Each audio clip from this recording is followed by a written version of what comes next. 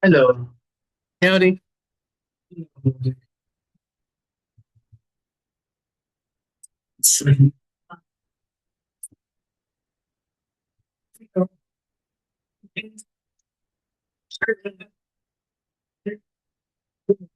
Wow. Okay, it's closing off audio until it's time to actually start the meeting.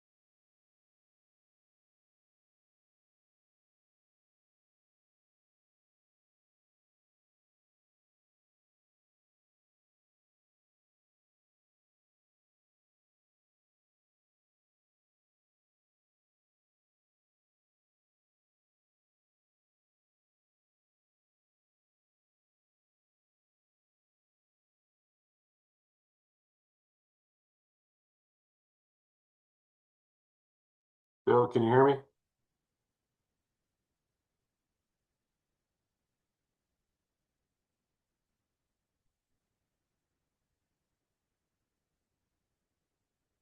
I cannot hear you guys. All right, stand by. So you're not here. You're sitting in a chair somewhere. Okay. Yeah, he's I, David's I, here. I'm still, my fever's still at over 100, so I didn't know if you wanted me to bring it up to the divide and be the plague carrier. This meeting is being recorded, but the audio is currently turned off. No, that's okay. I'm just making I sure. just turned it back on to tell you, and I'm going to turn it back off again until it's time to actually start this thing. That's fine. Thank you for being here. Yes, man.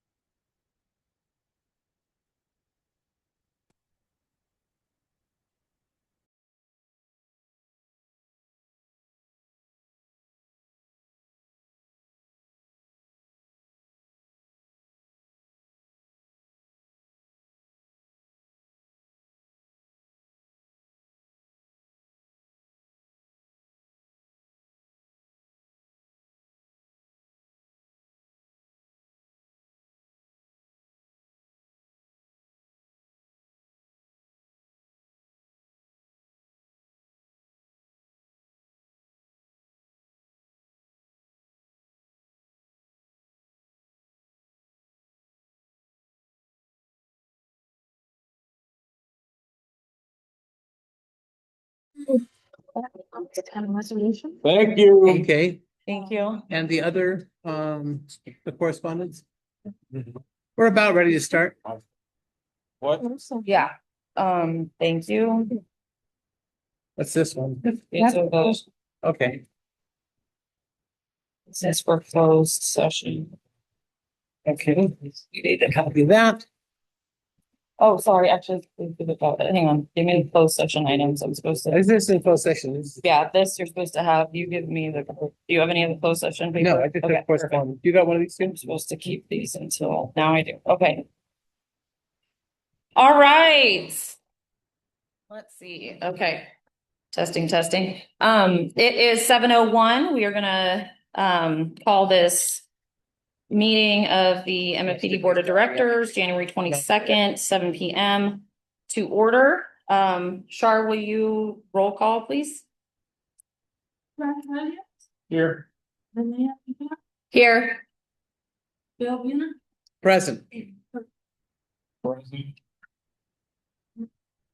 Thank you. And as those were here at the last meeting, at the end, Director Blaine did announce that he was resigning. So we do have a new opening for a board member. So we ask that you send a letter of interest to MFPD clerk at mfpd.us with a deadline of noon on February 18th, 2026, if you'd like to fill that position. All right, everybody, please stand for the Pledge of Allegiance. Thank you.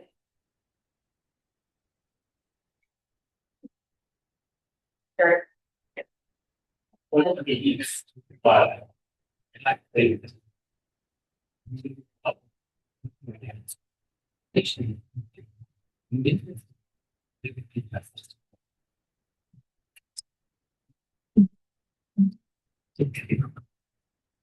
All right, so next is public comment. The public may address the board on any district related item not in this agenda. We ask that your comments remain civil and respectful.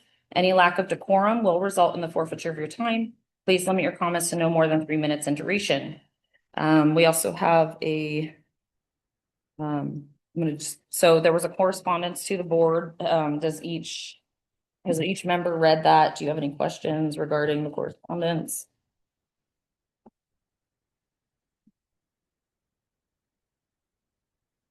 And then once we take public comment, we just ask that you grab a microphone, please, so that those on Zoom can hear.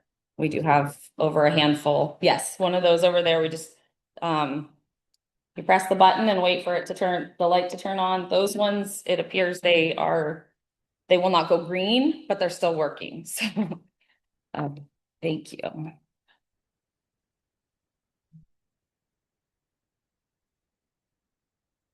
Very cool. I'm waiting for the directors to, so if everybody's read it and has no questions, we'll move into inviting the public up for their time. Yeah, give me 1 second. As soon as they, yes. Yes. Thank you.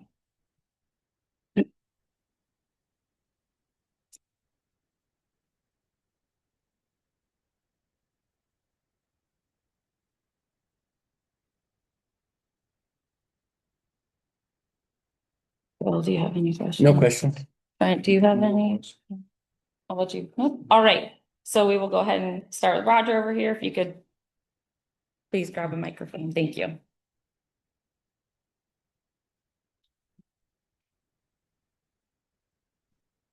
Yeah.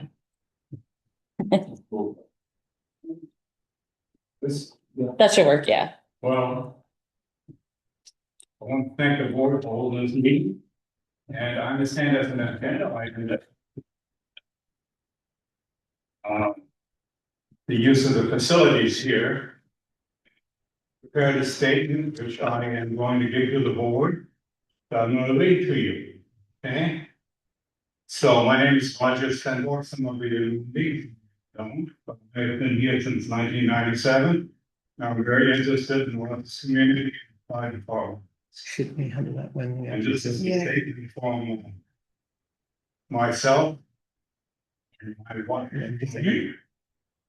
Oh, So we're submitting this statement in support of the continued use of the fire station for community events.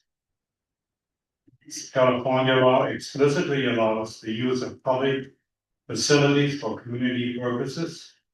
And the fire board has established and enacted policies that permit such use. Allowing community access to Station 75 is therefore lawful and consistent with existing governance. Second, the activity has a long and well-established history.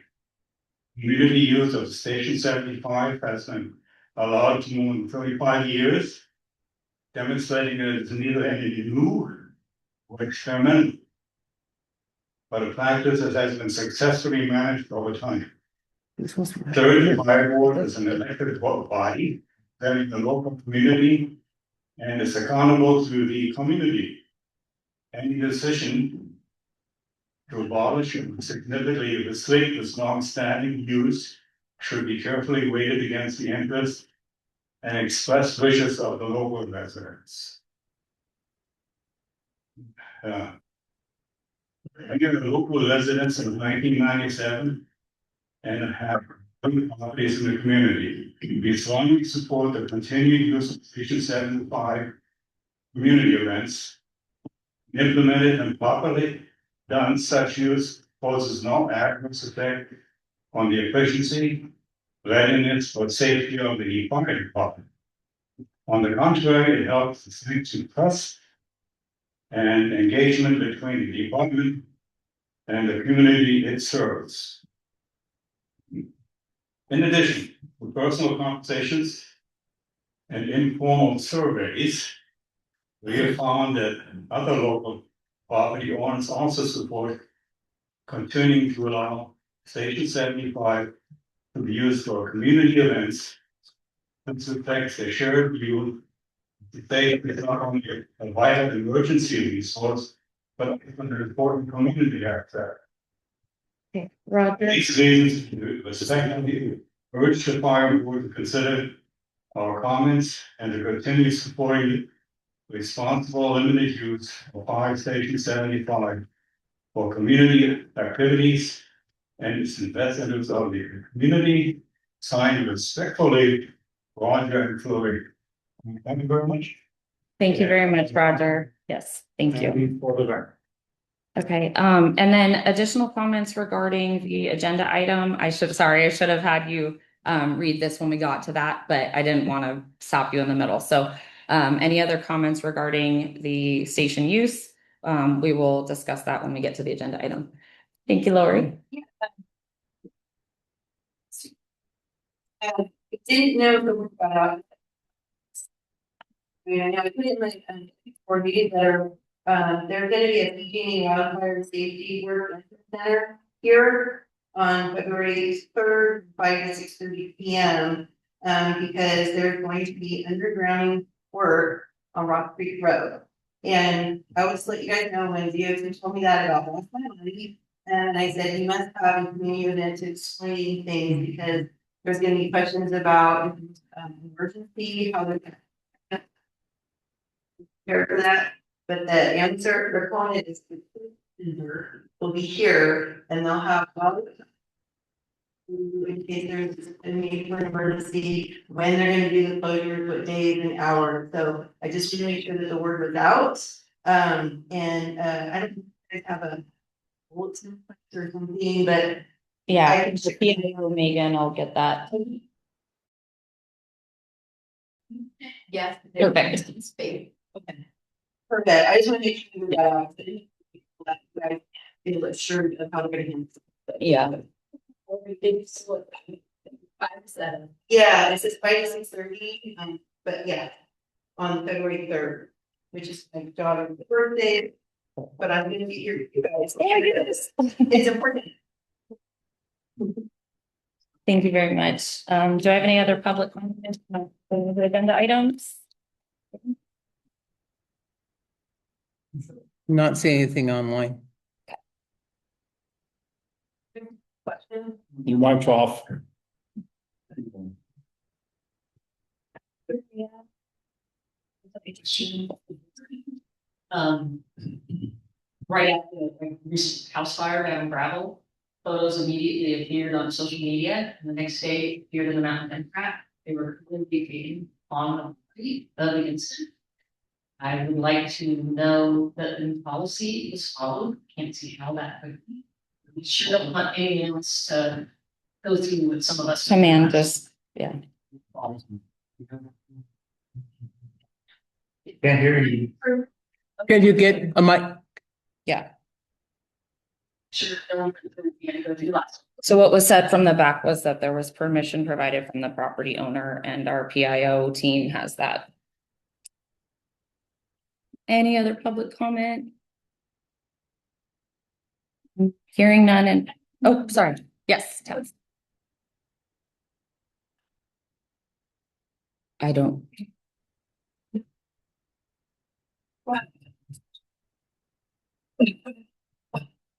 Got it.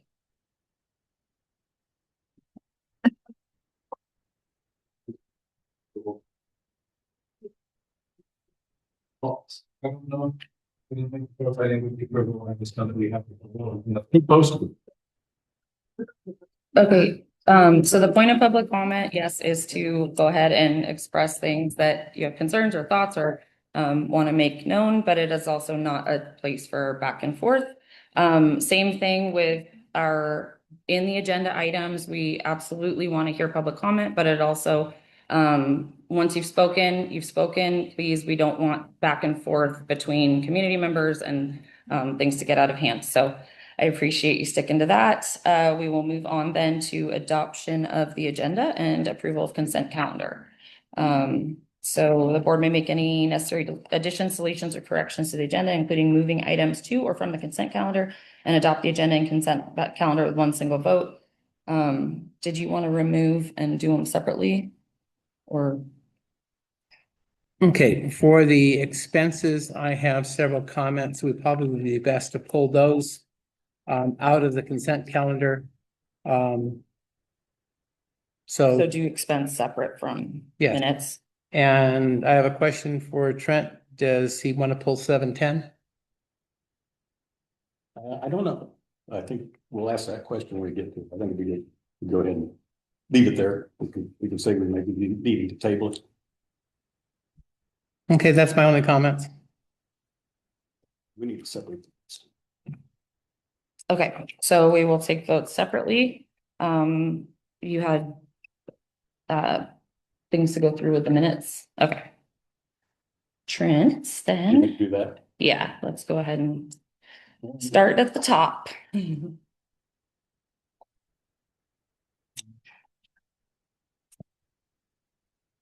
Okay, I think November 20th, 2025 minutes, there were some modifications from the last time which we made, so I think everybody's good with that. That's okay, probably. The December 18th special meeting. I had some, what I hope we can do is if I provide these updates, we can maybe approve the changes as updated. We'll go ahead and get them posted. But if not, that's fine. We can table them. All right, so let's start with 6.1.1, November 20th, 2025, regular board meeting. Does anybody else on the board here have any needed changes or concerns about those before we vote? Am I passing? Yeah. So Okay. Okay, so then I will make a motion that we approve the November 20th, 2025 regular board meeting minutes. Sure. Do we have a second? 20th, I'll go ahead and second that. All right, so for the 20th, let's take a vote. Kirk? The minutes for the 20th, approve. yes. Bill? Yes, Linnea, yes. Trent? Yeah. Okay. And then, so you have questions for the December 18th or changes for the December 18th minutes? Special meeting. Right. Look and see if you have the actual special meeting minutes that I just handed out. Let's look at the top. The special meeting, December 12th, December It says 18th. December Yeah. 18th. December 18th, special Okay. meeting. Okay, the highlighted areas would be the changes, and I think, Bill, you're looking at the regular meeting, I think. There's not, This is the 18th. This is what you just gave me. Yeah, he's looking at the it's 18th. 2/18. Oh, here. Special meeting, Special meeting. special You need meeting. the special meeting. Okay, I don't so have this the one special. is looking, yeah. Special meeting, you see the two highlighted sections there. That was just a formatting change, I think, just to make sure that it looked like minute information, sharp. So that's italicized, and I don't think it was in the one you sent out. If you look at the original, Yeah, so, yeah, it's just hard to tell that they're, those are minute information. right, You typically have it. Well, you said look at the italicized. original, so I'm trying to look at the original. here, it's in the board. It's in here, but it's, I think, This is, where, and it's, I'm also seeing that, Yes, and then it's under agenda and approval as opposed to how you have it formatted. that's the regular board meeting. Thank you. that's good. So where's the special? He handed it Okay, but it should be in the regular board packet. special right here. Here we go. So you just want to break out the 5.1 and 5.2 with the headers of each of those decisions. Right, Yeah, and then reformat. Yeah, Okay. so the notes should be clear that they're actually the notes or the Right. minutes portion of that. It's done, yeah. Okay, This is And 18. then on the last page, I added comments that I had made during the director's comments section. If you want to read that. Yeah. See if you're okay with that.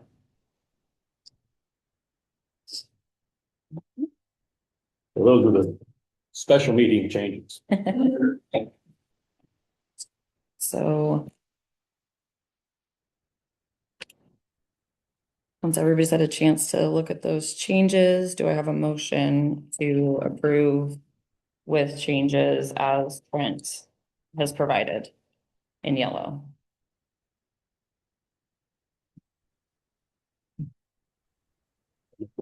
Oh. I'll make that motion. Okay. I will second it. I'll give you guys a bit more time here. And then we can vote. I'll second that. Okay.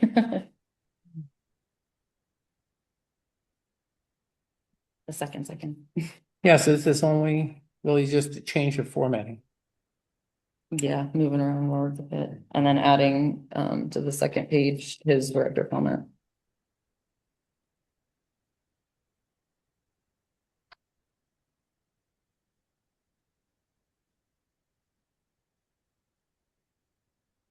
Yes.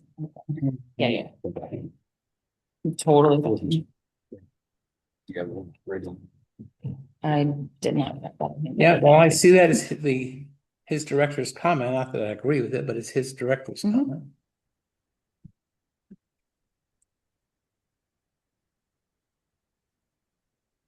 Yeah, Okay, so we have a motion and a second. Any discussion?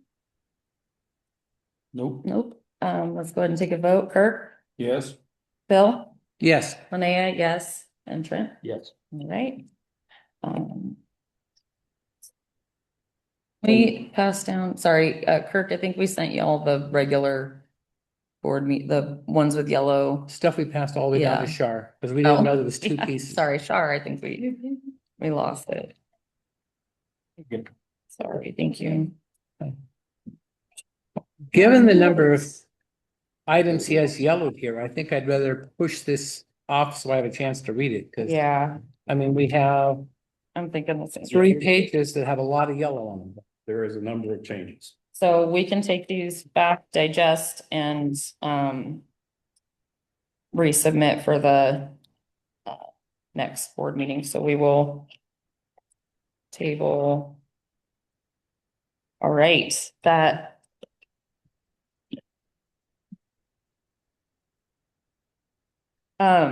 that takes us on to 6.2, acknowledgement of expense reports. And Bill, you had some. Yeah, I think I had comments on each of them. Okay, we can start with 6.2.1. December 18th, 2025 expense. Yeah, December 18th, one of the items on December 18th was a $468 for a Survey Monkey. Since we're paying for it, I'd like to see what was surveyed and what answers were received. I don't know who has that. Okay, we can definitely figure that out. Okay. Should I just go through all of them? Or do you want me just to stop on the 18th? If we're going through them one by one, we should just go ahead and approve the, so let's do. Do I have a motion to acknowledge the expense report from December 18th, 2025? I guess we have to acknowledge that the expense report. Right. So I move that we acknowledge the expense report from December 18th, 2025, with the understanding that we will do some more homework on the Survey Monkey. So logistically, Hang on a second. Somebody online isn't muted. Do you have a comment or should we mute you? It looks like Karen Ross. I'm not hearing anything from her, so I'll just go ahead and mute that. Can't touch the screen. Doesn't work that Oh, way. sorry. Mine's a touchscreen. All right. Okay, there, I muted her. Okay, so we're acknowledging December 18th, 2025 with the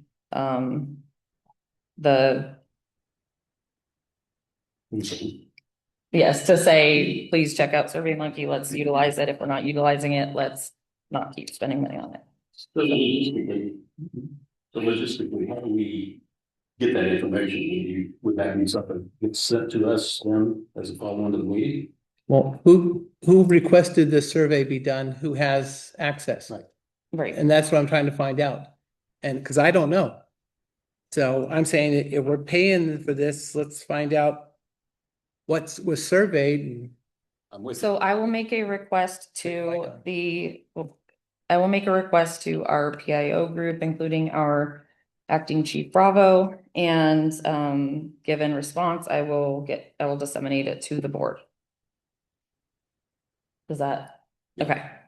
All right, so the motion was to acknowledge the expense report from December 18th with that in mind. Do I have a second? I'll second. All right, Kirk, Yeah. Bill, yes, Linnea, yes, Trent, Yes. all right. December 29th, Bill?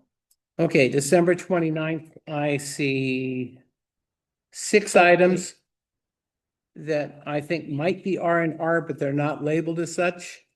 Name tags on one, badges on another, dual pants, dolls uniform, training class, and training class reimbursement. To me, if these are all R&R, then they need to be labeled as such, so we make sure that they get sent to the grant people so we can get reimbursed for these things. Okay. In comment on the 29th. All right, so again, I make a motion that I had some questions. yes, so I make a motion that we acknowledge the expenses from December 29th, 2025. If I have a second, we'll go to discussion and then we can vote. Do I have a second? Yes, I should. Okay, sorry, my motion was to acknowledge that with the understanding of this and We should have done that. first, moving yeah. forward with clarification. So. That's been perfect. Let's discuss what you had. Sorry. Were you done, Bill? Yeah, there's 6 items, they need to get marked R&R. And So the advantage gear, yeah, 3 advantage gears and uniforms for Bravo and 2 training classes for Bravo. okay, I see those. Cool. I think they're all R&R, they just need to get marked. Get marked for that. All right, My question has to do with those 4 entries for Hunt and Sons, all listed on the same day. I'm just curious, why do we get four separate listings there? Yeah, they're 4 different amounts, but they're the same.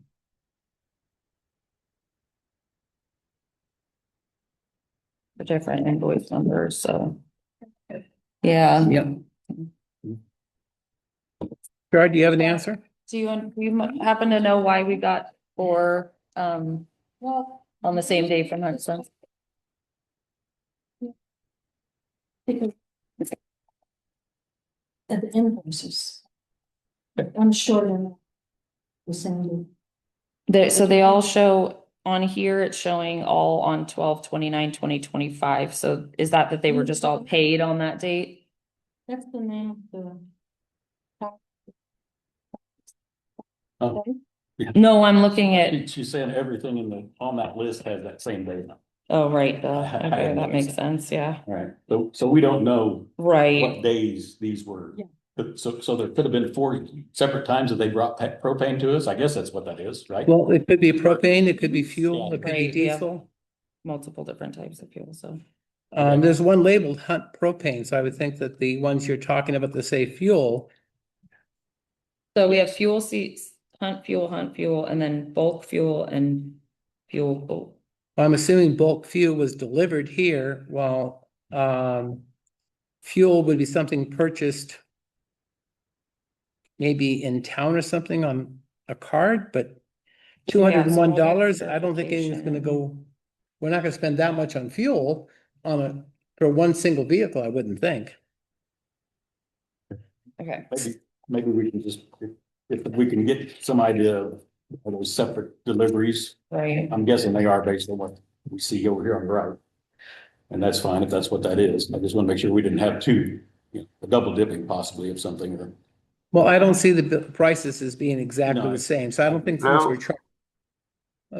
Yes, Oh, sorry, hand Rob's up, gonna hand Bravo, please go, sorry. Char gets receipts from Hunt and Sons a monthly and even after every transaction that is done. And when we do feel the vehicles not on the hill, they will come up as a transaction. We had bills going all the way back to November that have not been paid for whatever reason. So without seeing them in front of me, I couldn't exactly answer that question of why they all showed up on the same date.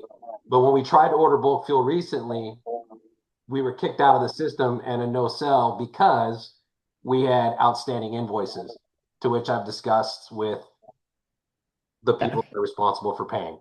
So we will get to the bottom of that one for you on the Hunt and Sons, but I do not believe anything that I've seen or these amounts that I'm hearing are a double dip or a double tap. okay, thank you. Thank you very much. Thank you. All right, so, we have a motion and a second to acknowledge the expenses with those, pointed out and understanding we would like clarification on them. Can I get a vote or do we want more discussion? Yeah. Kurt, yes. Bill? Yes. Linnea, yes. Trent? Yes. Okay, and then one more left, January 5th. Okay. Mr. Bill? January 5th, I'm seeing $2,248.82 in tires. Trying to find out what vehicle that's for. That would be. Bravo, would you happen to know that?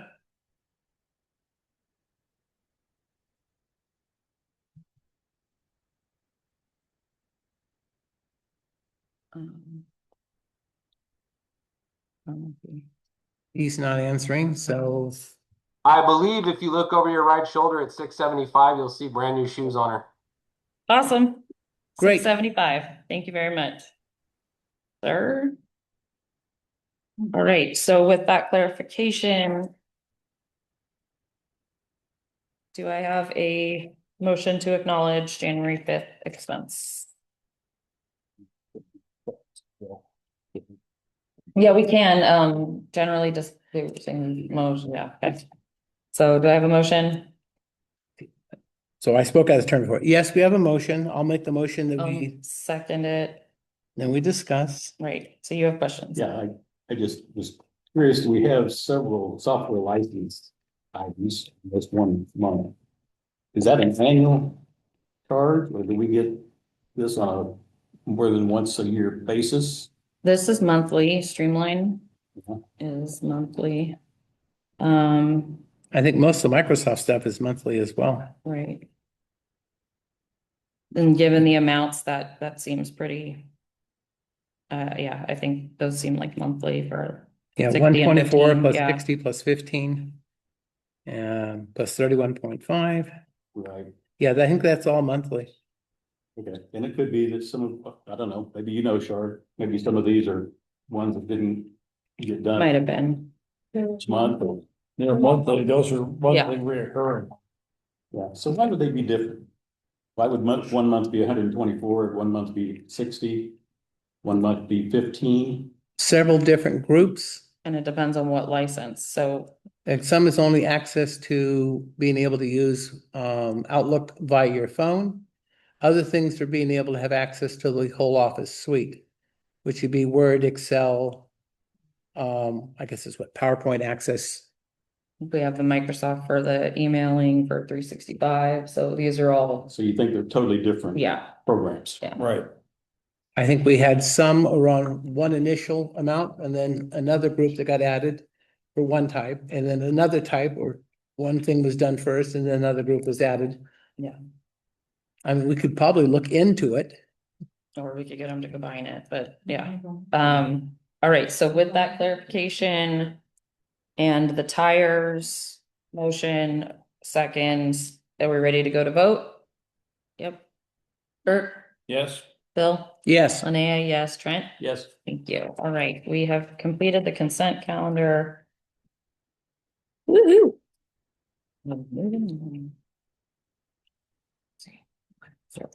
Okay. So 7 issue item, 7.1, here's where we're gonna need you, Acting Chief Bravo, for Chief's report, please. All right, good evening.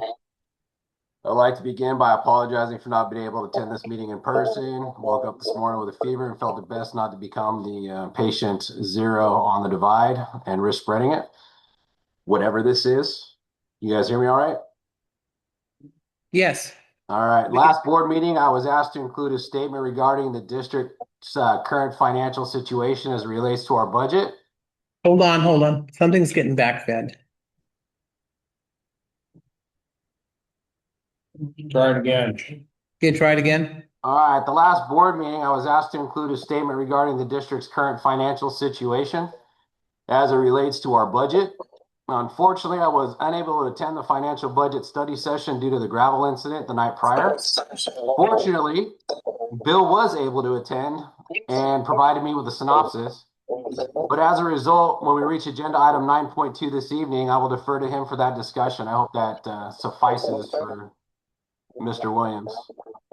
Continuing on to vehicles, CAL FIRE has forwarded our request to the state of California Department of General Services to make the vehicles available for purchase. At this point, DGS has not taken action on that request. CAL FIRE Mobile Equipment continues to work with us to identify a solution to move this process forward in a timely manner. I want to acknowledge and thank them for their continued support, particularly given our limited budgetary resources. Engine 275 is currently out of service once again. Its rear axle has failed and we're in the process of obtaining repair estimates. Engine 375 is also experiencing the recurring gremlin electrical issue. Randy has been working diligently to identify the cause and develop a repair plan. This brings me to the Garden Valley engine you've seen responding to our incidents. This engine has been generously loaned to us by Chief Norman and the Garden Valley Fire Protection District. Engine 251 will be available to us for approximately 30 days, with availability reviewed on a day-to-day basis after that. Quite frankly, had we not had this engine during the gravel incident, our response would have consisted of a single water tender and a Type 6 fire engine. The loan was invaluable, and I cannot thank our Divide neighbors enough for their assistance. We have not yet sold the pickup trucks, nor have we placed the expeditions out of service. Once we receive clarity from DGS regarding the CAL FIRE vehicles, we can move forward. We remain committed to disposing of the pickups as soon as feasible. However, our fleet is under significant strain, and we must maintain adequate conveyance to incidents in the interim. Currently, we have 4 members that started the Divide Academy, and we're extremely grateful to our partners in Garden Valley and Georgetown for organizing this program and including our personnel. This is truly a game changer for the district. Much of the required training is otherwise unattainable locally, and this academy provides both individual instruction and company level evolutions that give our members the foundational skills necessary to grow in the fire service. The academy is being conducted Wednesday evenings from 6 p.m. to 10 p.m. and Saturdays from 6 a.m. to 6 p.m. It'll run for the next 16 weeks. Staying on training, driver operator 1A and 1B courses are forthcoming. We expect a total of 9 students across Garden Valley, Georgetown, and ourselves. Battalion Chief Foley will serve as a co-instructor, and we are currently working through the pricing details. More information will be provided as it becomes available. Tuesday night trainings continue to be very successful, and quite honestly, would not be possible without the planning and commitment of Battalion Chiefs Holmsky and Foley. Operations. Battalion Chief Bellarive has completed all 2025 incident reports 2 weeks ahead of our internal deadline, which is a significant accomplishment. We've officially transitioned from NFIRS to NERIS.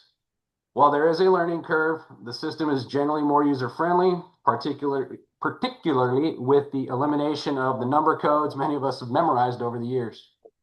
That said, I do need to share some difficult news. In reviewing our historical NFIRS data within the CAL FIRE State Fire Marshal's eNFIRS database, mosquito fire has only reported 34 incidents in the last 5 years. This indicates that we were not compliant with state and federal reporting requirements during that period. This may have implications for future grant eligibility. Staff is actively researching how to address and mitigate this issue. I will provide an update as soon as we learn more. On to grants. DD Everhart has confirmed that the air filling station grant is moving forward. We actually received a bill just prior to the meeting for our share. We are able to spec the equipment, however, we cannot make the purchases until we submit the required FEMA documentation related to the building and installation location. We will also need an electrician to evaluate our electrical panel as the system requires an 80 amp circuit. Regarding the Type 6 engine replacement grant, all indications suggest that we are not successful. Staff will regroup to determine whether this remains the most appropriate avenue for replacement as our fleet is aging, fatigued, and in need of comprehensive renewal. After discussion with DD Meredith and Mrs. Blaine and staff, we've determined that to maximize reimbursement from the current R&R grant and manage the air filling station grant and pursue future opportunities, we'll plan to retain DD Everhart's assistance. However, once the board clerk position is filled and fully trained, grant management will be transitioned into the district office with staff. I want to sincerely thank the community members who have stepped up to support this effort. Grant management is complex and their work has been substantial. That said, we're leaving money on the table and failing to capture reimbursable expenditures, and that must change. I will work with Ms. Everhart, the administrative assistant, and Mrs. Blaine to develop a transition plan. Mrs. Blaine has indicated that she's prepared to move forward on the SF 425 and reimbursement process, although I have not yet had the opportunity to sit down and speak with her.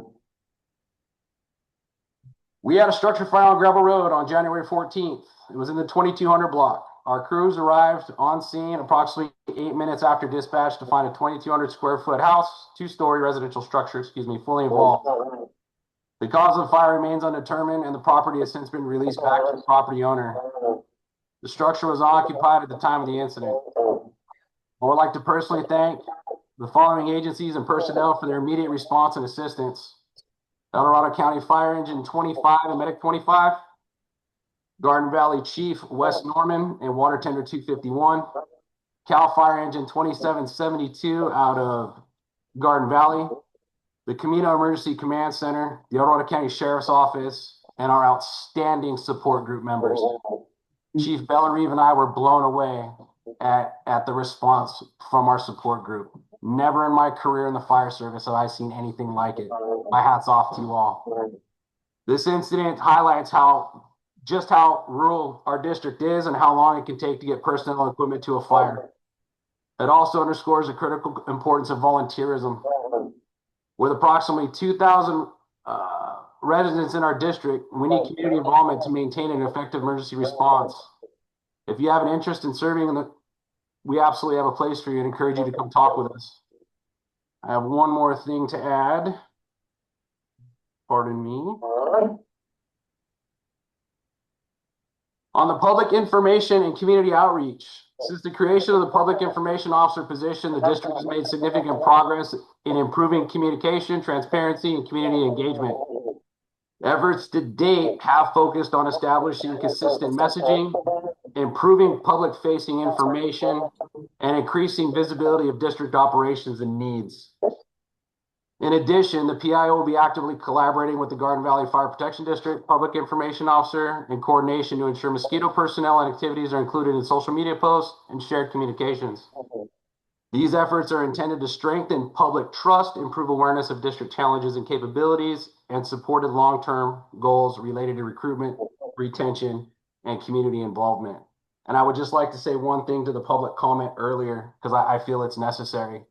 We are the only agency in the state of California, or one of the only agencies in the state of California, that has a policy prohibiting the use of pictures from incidents.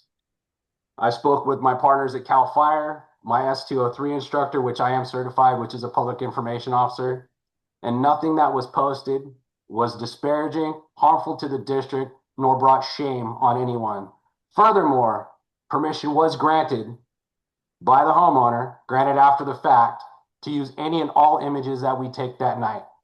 So I'd like to calm the tenor on that. And if anybody has any issues with it moving forward, the appropriate place to discuss it is in my office. My email is available, sbravo@mfpd.us.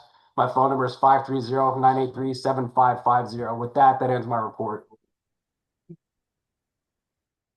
Thank you, sir. Do we have any questions while we have them on? From the directors? No? I'll throw a few hardball questions.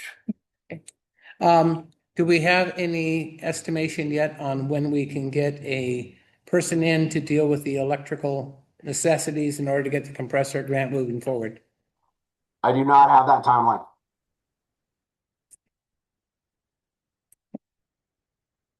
You have more? That's it? No, that's primarily it. Okay. Anybody else? Right, so thank you very much, Bravo, for that. We will move on to 7.2. This is the LAFCO talks, the January meeting, our readout, and then we also have Board of Supervisors member Lori Parlin here with her copy of the LAFCO out, and she's brought copies for people to take as well. So we will have Bill run this one, and we'll have Lori's input as well. No, that's only typical. I have an opinion, she has an opinion, we'll Yeah. both speak them. That's how this works. Yep. More communication is better. We went and we met with LAFCO and with Lori Parlin and everybody else at the meeting. The main thing that we brought out of that, according to my notes, is the mosquito MSR will be pulled from the report when it's turned into LAFCO. So on the 28th, when they finalize the MSR report, ours will not be in it because we had information that we did not agree with, and we had a lot of questions, and they've decided to pull it until that information can be straightened out. Other discussions were that they said the MFPD board meetings could move faster and be less chaotic if public comment was held to 3 minutes with no back and forth with board members. The county themselves have recently tried something like this where they're having people speak at the beginning of the meeting about everything, and they've gotten lots of pushback against it. The public seems to believe that there is more integration, I guess, or communication with the Board of Supervisors and with their representatives by being able to speak about the items as they're being discussed. And who wants to read the newspaper article? I brought a copy of it. So I think while they made a suggestion we do it, I would kind of recommend that we don't. We keep things to the way we're doing it now. It may take a little longer, but the public gets a chance to have their comments on everything we deal with. They also wanted the Can I pause you for a Sure. second? Thank you. Just on that one spot, I believe they were saying to limit it to 3 minutes. And so we have to have public comment on agenda items. But we don't need the length of back and forth and all of that stuff. So remaining to 3 minutes, making sure that we don't have, community members or board members and community members, arguing. So that's what I interpreted as their point. So we still have to have comment on the agenda, the items on the agenda as they come up. Okay. One comment I had with regard to that is, that is also good. You must hold that to everybody. Yes, So we would have to have a timing. right. We need to have somebody who would be timing everybody. The other question comes up is, do you only let them speak once? You're gonna let them speak more than once, everybody gets to speak more than once. So I think there's a fleshing out of what we ought to be doing or how we're gonna want to be doing that if that was implemented. So this was, And continuing on, yeah. the other thing that was commented on was the committee thought the chief, not the board, should be setting the agenda.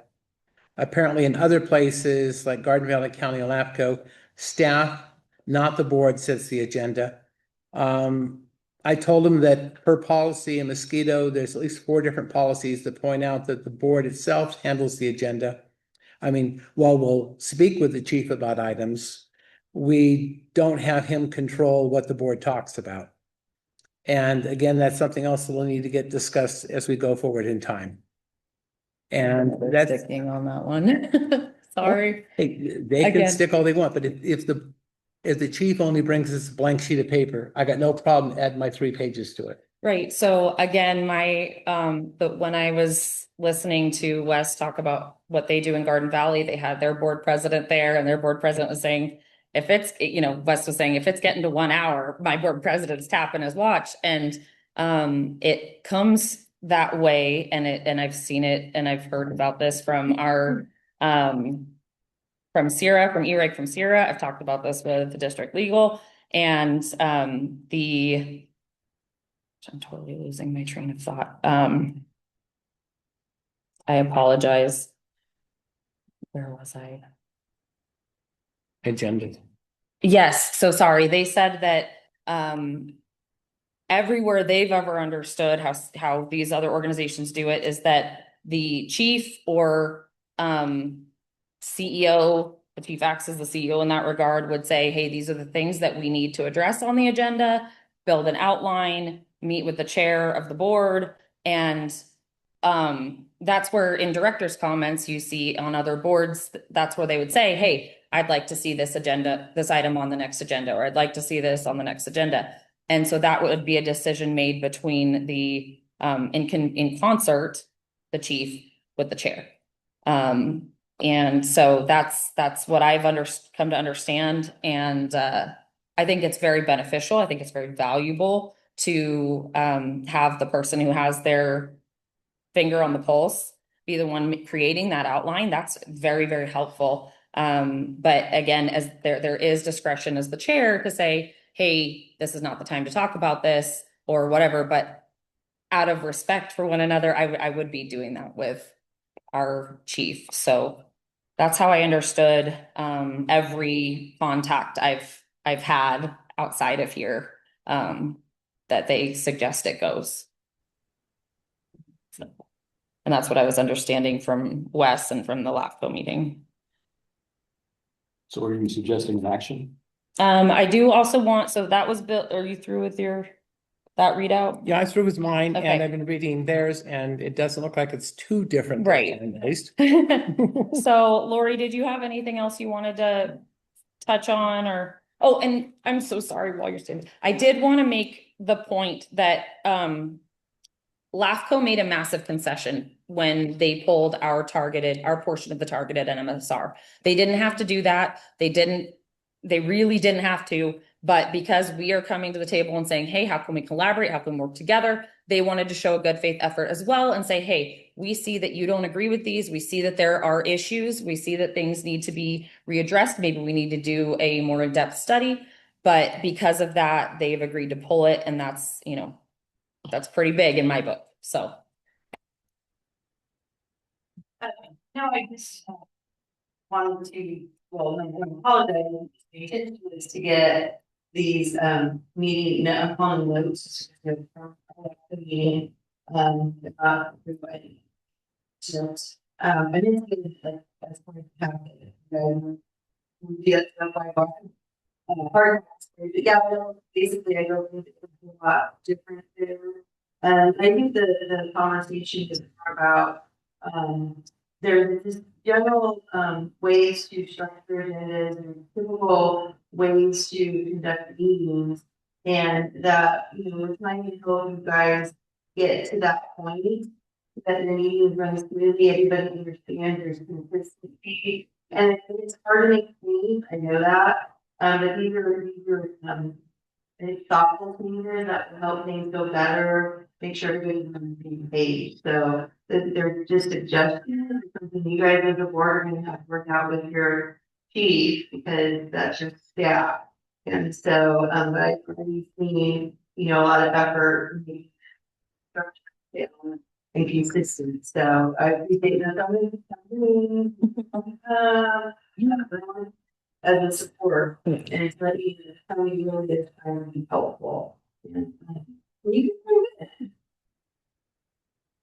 Thank you, Lori. Yeah, it has been a really, in my book, hopeful thing, seeing these groups come together and, like I said, figure out ways to collaborate, figure out ways for cost savings, figure out ways to just benefit the whole divide, but working together with these agencies to make sure that we can be successful. So that was yes. There was a conversation last meeting, I believe, about having an open house, town hall, I guess would be better. Town hall for that LAFCO opportunity to discuss that. Has that been brought up?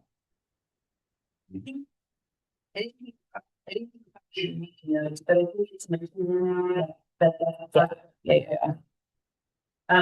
how Fire Expo.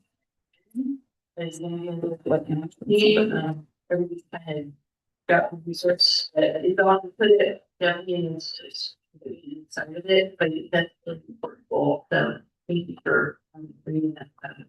It would be critical, and I believe that that is it Garden Valley? Yep. Garden Valley. So people Yep. So I was kind of thinking and see how it went. Maybe you can just Catch some ideas and West close your ears. When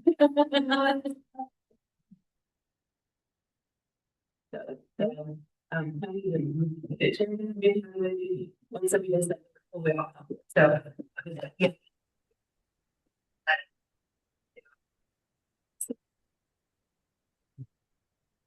Thank you, Kevin. Mhm.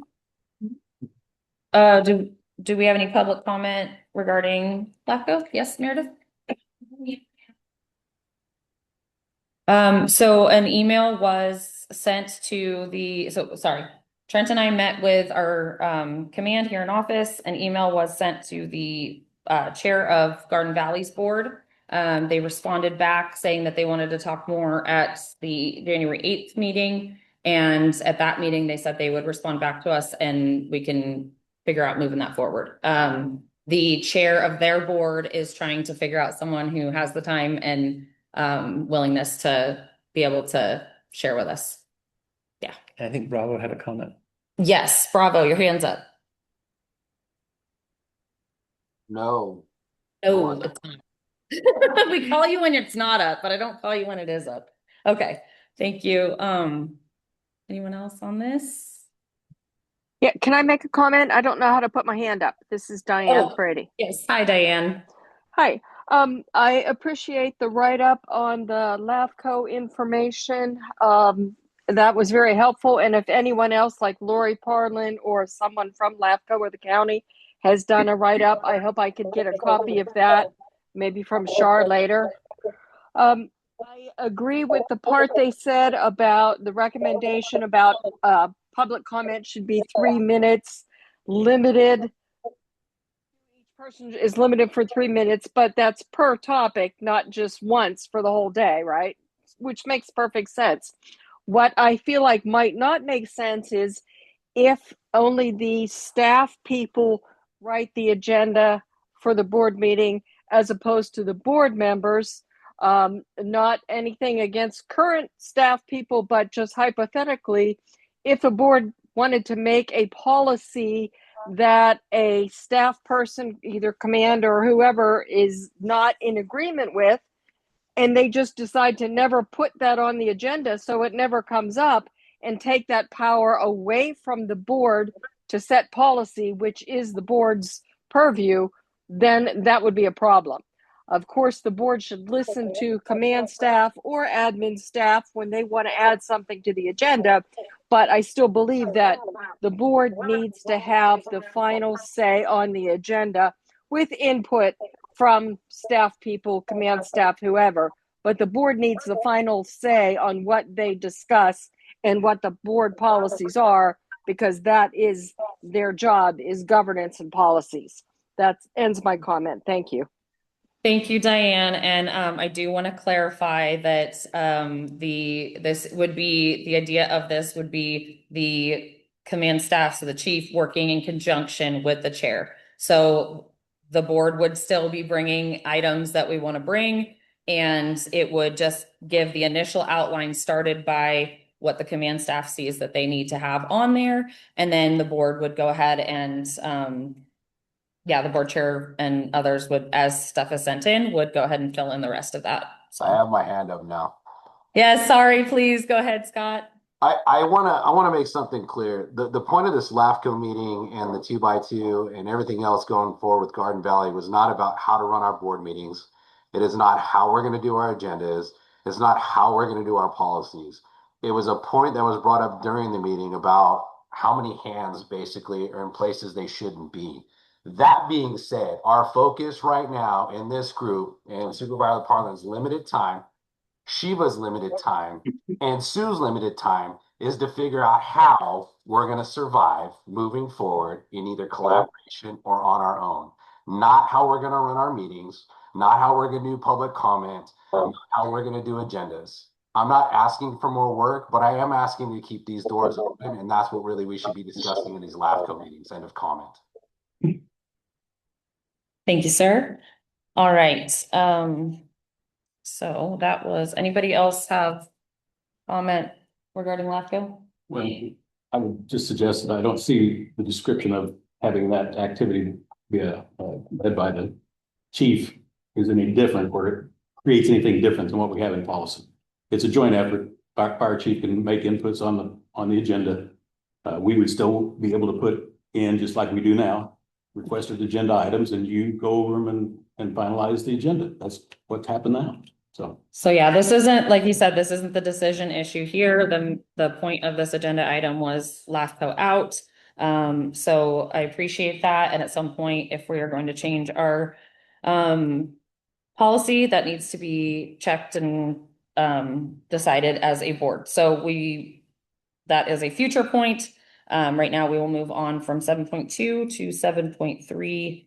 Bill, clean up old policies. All right, so I've made a point of listing a bunch of old policies that have been superseded, and I want to make sure the board is completely aware of them. Give Bravo a chance to say, whoa, hold on, I need that to stay in place, or anything else and then once you guys had a chance to look at it and review it, I want take a vote. We state officially that the board is striking, eliminating all of the above policies.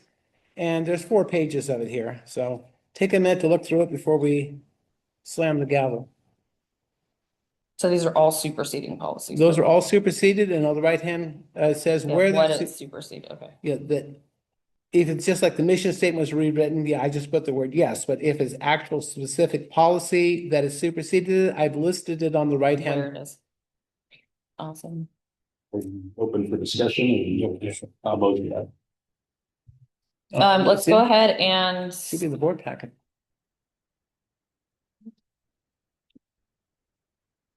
Should be about page 17 of So- the board packet. Yeah, but open to discussion. I just want to make sure that we're getting rid of the old stuff so we can get rid of these 60 or so policies that are not being used. all right, so I make a motion that we, after going through these and determining if there's any we want to pull, we approve, removing the old policies. Do I have a second? I'll second it. All right, let's go to discussion, please. Bill? I think the paperwork says it pretty well, that everything's there is listed as what has been superseded and what has been superseded by. If anybody has anything they want pulled or something that needs to be fixed, repaired, let's bring it forth. Let's talk about it. Brent, did you have something? Yeah, sorry, go ahead.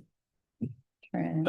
Independent of what Bill put together, the ones that he thought needed to go away, I had also done an identity activity, and we pretty much matched. So it's supporting wise, we had two people come to the conclusion, I think for the right ones. So it's information for the rest of the board.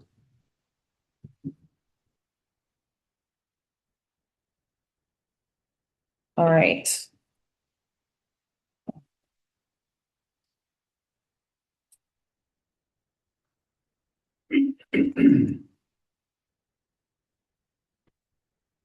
While we're waiting, anybody in command staff that wants to make comment of pulling anything? Right. Well, I just want to point out that we were given 72 hours notice prior to this meeting. None of us were able to move. I was on duty as indicated on my schedule, and this meeting still took place. I still feel like we're doing committee work during board meetings, which lengthens it. So I whether I agree or disagree, what I've come to learn here in Mosquito is we're just going to do it. So end of comment. Okay.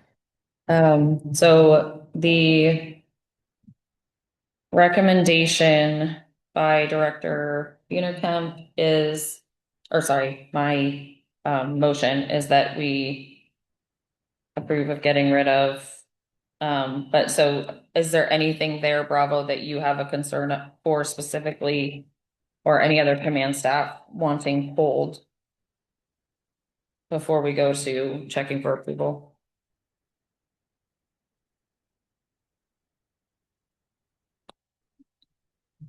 I mean, there's a let's see here, 3 pages of apologies to digest, and I got this on Monday. So all right.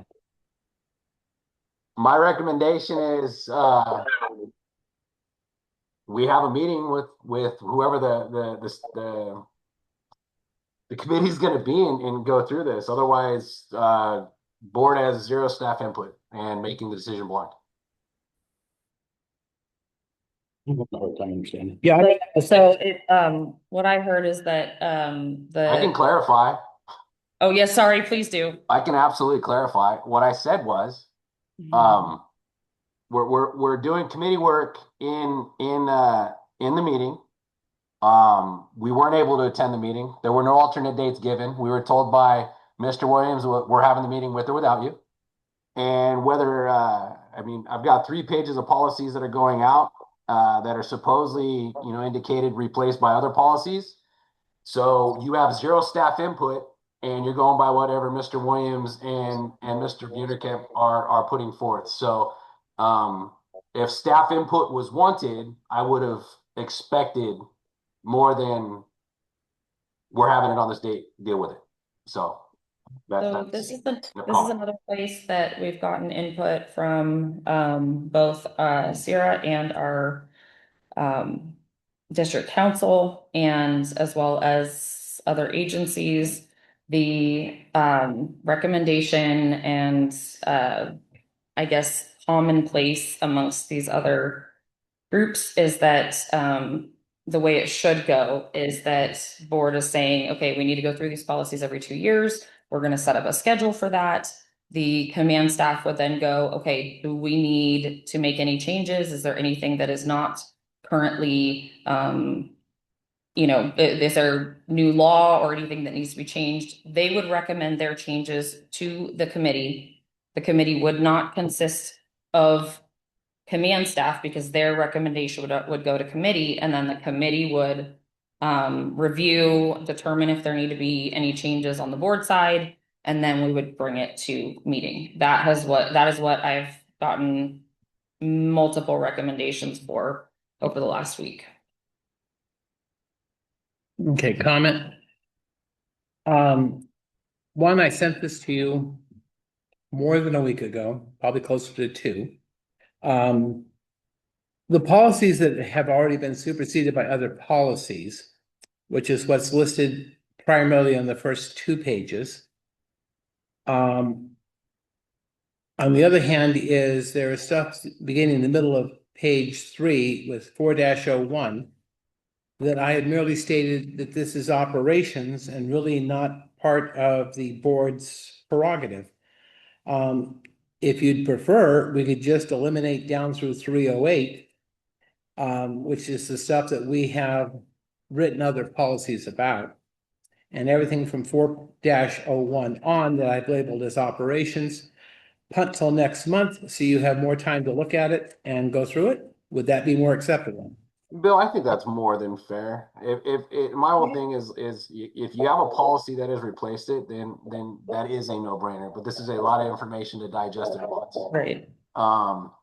And if you guys are tenable to it, then we're more than willing to work with you guys. It's a lot. Yep. Okay, so the recommendation is that we pull everything labeled operations, so 4-01 on, and approve the stuff that we have superseded, and the where that is superseded is referenced here. So I will amend my motion that we go ahead and approve removing the superseded portions through 3-08 and table the remainder for the for policy discussion.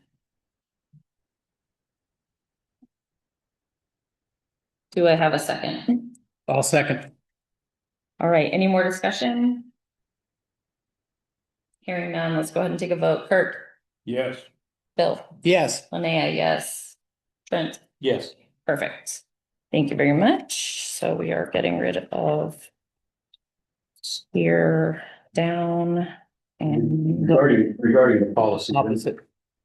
Getting rid of from there up, and we're. oh yeah, sorry. We're postponing putting this, yes, in okay. February. That's what I meant in my head. That's fine. Okay. Regarding the policies that we, there's been question as to whether these are still valid. Since we confirmed, I guess, if that's the case, by the policy on policies, every individual that is in the employee, a member of the district, is required to acknowledge that they've read all of these. So I would certainly suggest that that activity take place. I'm sure a lot of these have never been looked at by some of the employees, so we need to do that. So the list is shorter. There's still several of them out there, so we may need to come up with a way to make sure everybody's getting those. Right. And the ones that are flexible can be electronically acknowledged. And all the individuals that are active in this department has access and is required to acknowledge them. That is limited currently, so that also needs to be addressed. People need to be, and that's brought up in the policy as well, that the supervision needs to make sure that the employees are aware of the changes, which get sent out to everybody, and that they get acknowledged in the system. We need to make sure that happens. Thank you very much, Trent. All right, so that is going to conclude 7.3. 7.4, issue paper standing committee policy. Unifan, you're up. Okay, it's been previously discussed that the board needs to create a standing policy committee. This would be a long-term committee as opposed to the ad hoc committee we created 3, 4 months ago now, that was just to go back and deal with the policies that were old. I mean, they're supposed to all been reviewed every 2 years, and I think some of them were so much as 5 years as having not been reviewed. So we went back and we caught up with most of those, and that pretty much finished the ad hoc part of what we had set. I think at this point, we now need to create a formal policy committee that will deal with all the policies going forward. From talking to Linnea, there was a whole set as to what we are supposed to be doing and how we're supposed to be doing it. And we could pull that up wherever it is. And the other thing is that we're supposed to have a resolution to create a committee, so we can talk about it, but we'll have to create a resolution. Well, it's an action item, so we can make a statement here, we'll do it, and then we'll come up with a resolution next Oh, yeah, week. sorry. But, Private conversation. Yeah, sorry, speaker. no, We're talking about, because the resolution isn't in here, so, okay. Go because ahead. I didn't know what specifically a resolution had to be put forward to do this, Great, so. we're learning as we go. Yeah. So we'll get, my thought is was we make the decision to create the standing committee and then we'll figure out one of the first things we tell the policy committee to do is come up with a resolution to make it self-formal. Chicken and the egg. Yeah. So after talking to Linnea, she told me that according to what she had learned from legal, I don't have the laws to cite on this yet. I've asked her to pass those on to me. But the policy committee would consist of 2 board members. And then also those persons from the public that are assigned by the board. If persons want to be on the committee for dealing with policies, they must apply and be selected by the board. They must complete a background check. Nope, sorry, that one not, but they have to do the rest of it. Okay, see, it is going I know. along, changing as we go. They must complete all the classes in target solution. They must sign on, well, not all the classes that are normally assigned to members of the staff Right. would have to be done. Persons must sign off as having read all the policies, which in itself is a nice long list. Person must sign an NDA. And only after completing all the above are the members of the public allowed to participate. No staff is on the committee. Meeting is not open to the public. And the committee is to review policies sent to it by staff. So that means the staff would look at it first and send it on to the policy committee. Policy committee would then go over what staff had sent and make adjustments and email it back to them. This would not be so much we show up Tuesday once a month. I think it'd be more like probably a standing email sessions going back and forth. You know, they'd work on 2 and send it to us, and we'd work on those 2 and send them back. And after several echoes, we'll come up with something that actually works. Any meetings that happen need to be agendized and minutes need to be distributed afterward. So, and it needs to follow the Brown Act guidelines for distribution of the meeting agenda and minutes. She said not open to the public. No, but Standing meeting is required to the public. Now, the committee member may have to have specific requirements, but the meeting itself will be an open meeting. okay, I'll have to get clarification on that one from our district council because I was told something different. So I will get clarification on that. And the idea also here, I was thinking is that we know, well, I hope that we want to create this policy committee, but we also have an open board position that will be filled next month. So I think the selection of the board members, if that person is so interested, we should spread the work. So that's my recommendation, is that we hold off on the assignment, but I'm more than happy to make a motion to express our commitment or our intent to create a policy committee with a resolution. Well, before we do that. Yeah. I guess my thought is that our ad hoc approach needs to be more, I guess is clearly in descriptions, a better solution than a standing committee. Standing committees are good for financial, ongoing budget information, those types of things. Policy shouldn't be an ongoing activity. I don't do it. And it took every 2-year review, which again is a short-term type thing. So I think the short-term approach is still the best approach. So, just, I would hate to see us create a standing committee that creates more work for the clerical people, as well as us, which are already taxed. The ad hoc committee works quite well in making sure that things are getting done effectively in a timely fashion. And it is a short-term activity by description, really. When a policy comes up, if it needs to be addressed, it can be done with an ad hoc approach. So that's my input. Okay, and I'm totally okay with the ad hoc approach. We do still have requirements for, I do have a hand up, give me 1 second. Requirements for members of that committee. And then we also because that any member of the committee that we have to assign who those members are as a board. Those members do have to go through the same things our employees have to go through as far as that. Clarification, you keep saying members. In policy, members is specifically defined as people that work for the department. Okay, I apologize. Appointed committee. Persons. Persons, yes, appointed committee persons. So, And with advice, with both standing committees and ad hoc committees.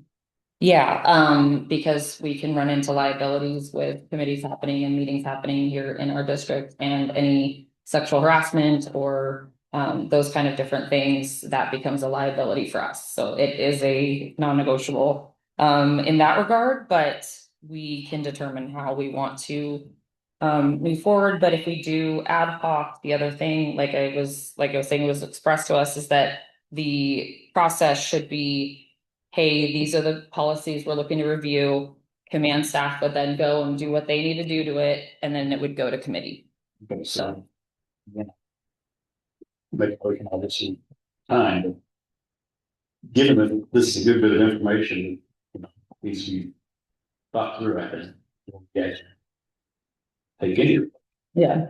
I would prefer to table this to let us get an opportunity to get the answers to some of the questions we've asked already and see how those might impact on what vote we might make with regard to having a standing committee versus the ad.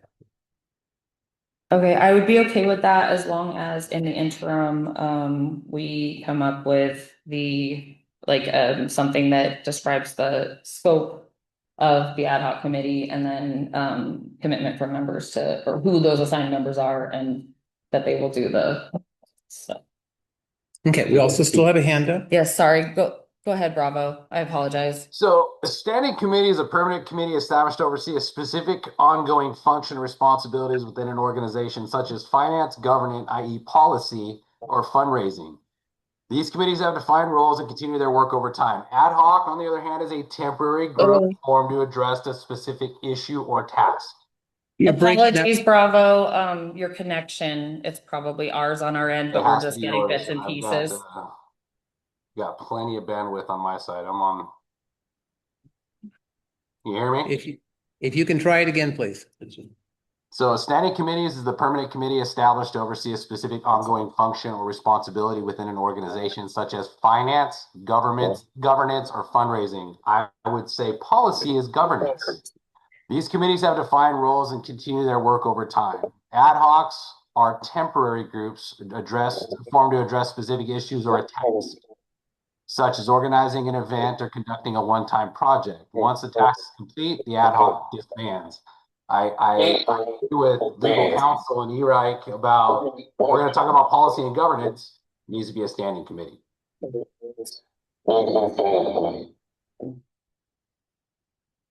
We lost you. I can see you speaking, but we can't hear you. All right, can you hear me? Yes, sir. Okay. Standing committees are permanent committees to oversee specific ongoing functions and responsibilities. You guys with me? Yes, ongoing functions and responsibilities. Such as finance, governance, and fundraising. You with me? Yes. These committees Finance, have defined governance, roles. and fundraising. Policies fall under governance. It is a standing committee. Your ad hoc committee that you guys just did to go over the specific policies is the temporary group formed to address a specific issue or task. I think it's been completed. We're arguing over nuts and bolts and doing more policy work in the meeting. It is my understanding that the standing committee would be the only way to do this moving forward.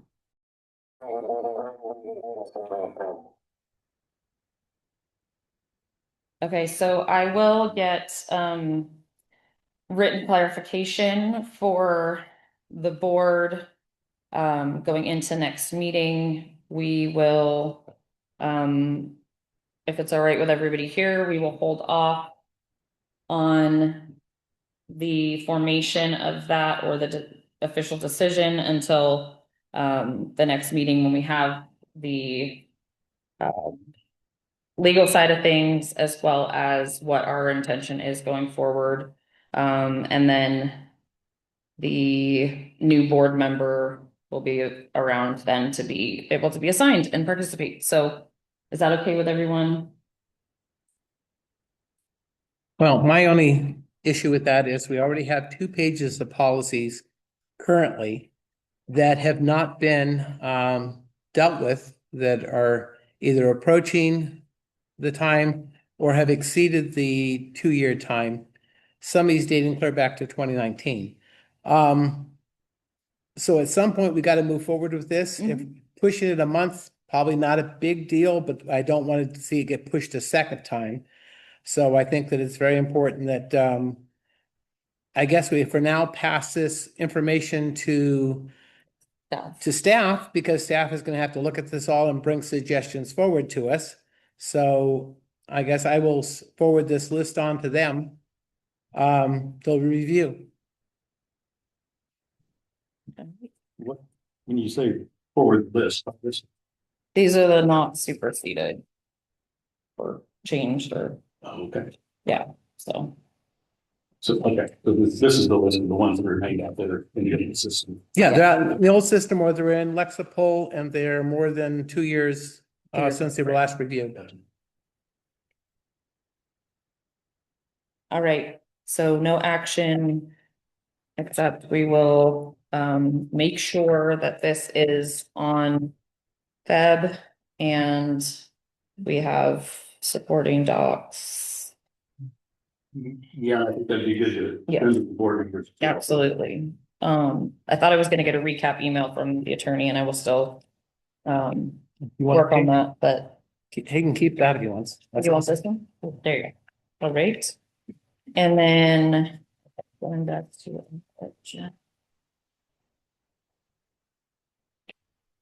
all right, moving on. Fun. Ooh, 7.5 fire code. Oh, yay. Bill. This one's gonna take 5 minutes to about 2.5 hours, depending on whether you guys actually want me to read every single word on every single page. If you do want the fire code read word for word, please raise your hand now, whether in person or online. I'm seeing no hands online and I'm seeing no hands in the room. So, Okay, I got that. okay. Yeah, we would have all gone like I mean, it's only, page by page. it's only about 40 pages. I don't know what everybody's worried about. Yes. And the resolution, which is another 4. All right. But that question is regarding coding. Yes. Yeah, whether we want me to read the resolution or if you want me to read the ordinance. Is that There are things in the resolution that do need to be there before we sign it, before we go to action. Okay, so I guess we'll bring forward the part about approving the resolution, get a second, and then go on to discussions. Is that right? sure? Motion to approve resolution 25-04. Do I have a second? I'll second. Let's go to discussion. Trent? Okay, the first is just clarification items, I think. In here, we refer to the fire code of OSHA. Who is that in our case? No, not me, no, it's going to be Chief Bravo, And then Chief Bravo can delegate that, but ultimately the fire code will be the fire system. Okay. Maybe it makes sense to have that wording in it, so. Okay. Where are we referencing? What Well, page? I just have that services, but it's section 105.5. Required operation permits. If I may, in the fire code will be as well as in the public safety code, that person is identified clearly as the fire. The residential code, it would be the building code official. So, if that's actually. It would say chief of, Agency. okay, And be in. So the building code official would be, for the county, would be in that. By, in the other code. Okay. I guess from my perspective, it makes it clear to people reading this to understand who is that individual. But if you're saying you think this line should say. I mean, this is a resolution recommended to us, correct? This is what other agencies have used for this purpose, and so we were bringing it forward with okay. Mr. Earl here. Leave that to some sense, I guess. Well, unless you can tell me where it needs to get changed. Yeah, I'm what was looking at the all letter? 4 pages. I'm not seeing it.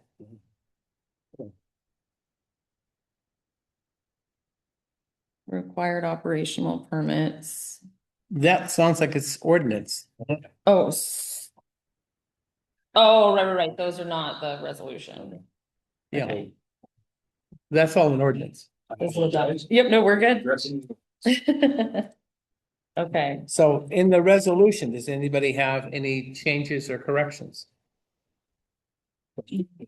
Does resolution get voted on and signed? I believe yes. yes.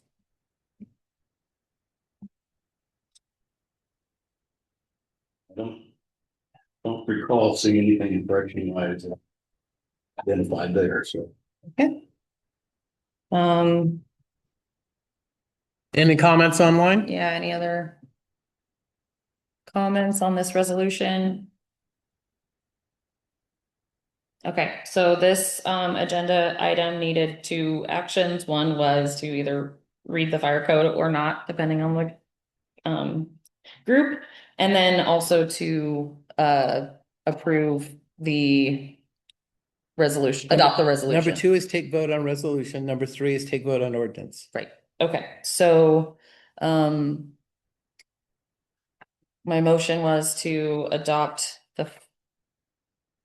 and make a motion that we do we Adopt. do both, or do No. we have to do it separately? Okay, so then the motion was to approve the resolution, 2025-04 and that was seconded by by me. you. All right, so we're gonna go to vote. We've got Kirk, Yes. Bill, Yes. Linnea, yes, Brent. Yes. Awesome. All right, and then the next one is Okay. vote on ordinance. Hang on one. Pass this down to Shar. That's the resolution.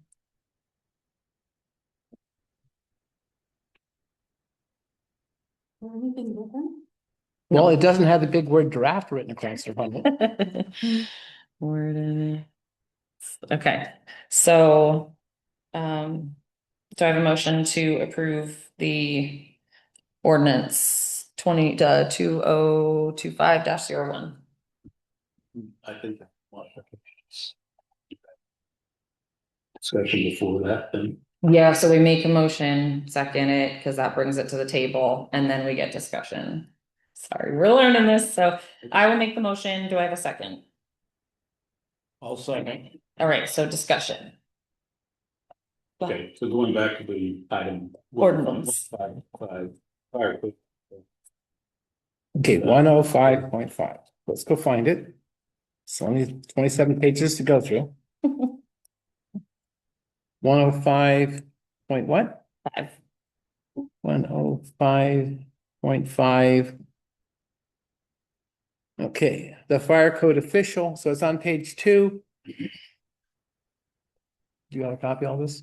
For some reason, this thing's missing. So the fire code official is authorized to issue operational permits for operations set forth in section 105.5.2 through 105.5.60. This is verbiage out of the fire code, correct? And again, I think his suggestion is leaving. It's okay, I would say, based upon the definition of fire, it's already defined. We can't change, okay. I mean, it doesn't get attached to a specific person, but it is attached to a seat. Or a title. okay. We just now know that it is our fire chief. Right. Yeah. Okay, so then, I guess the question is, traffic calming devices, what are those? Speed bumps. Oh, Come on. traffic calming. They don't seem like the traffic calming. to me. I didn't get that yet. No.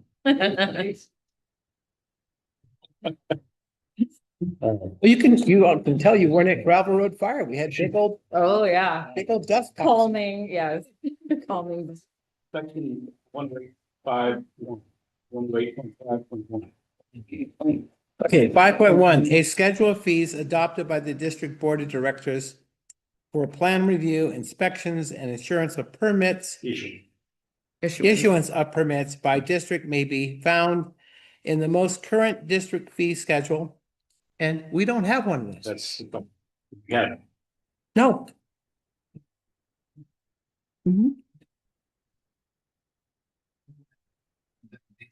Some of the other. And have, we look at absolutely all the costs of a, basically a full-time employee, what it takes to train them, what it takes to insure them. It's just all those different steps. You factor in every cost that's there, and break it down an hourly fee, and you draw what's called a nexus. Nexus study, you define what your fees are for the district. So what I would say then is you probably do that, you can again use, if you choose to similar sign districts to base your fees upon, because your fees will be about the same, but that was definitely great. A Nexus study was done for the district about 5 years ago, I believe, something like that. Somebody toned in. so is there any jeopardy in having these words here and not having? The community work for the three different things, as long as you know at some point you're gonna have a plan to put in place, you're gonna. Okay. And until then, it's zero. Section 202. Campfire. I'm not sure what the wording was.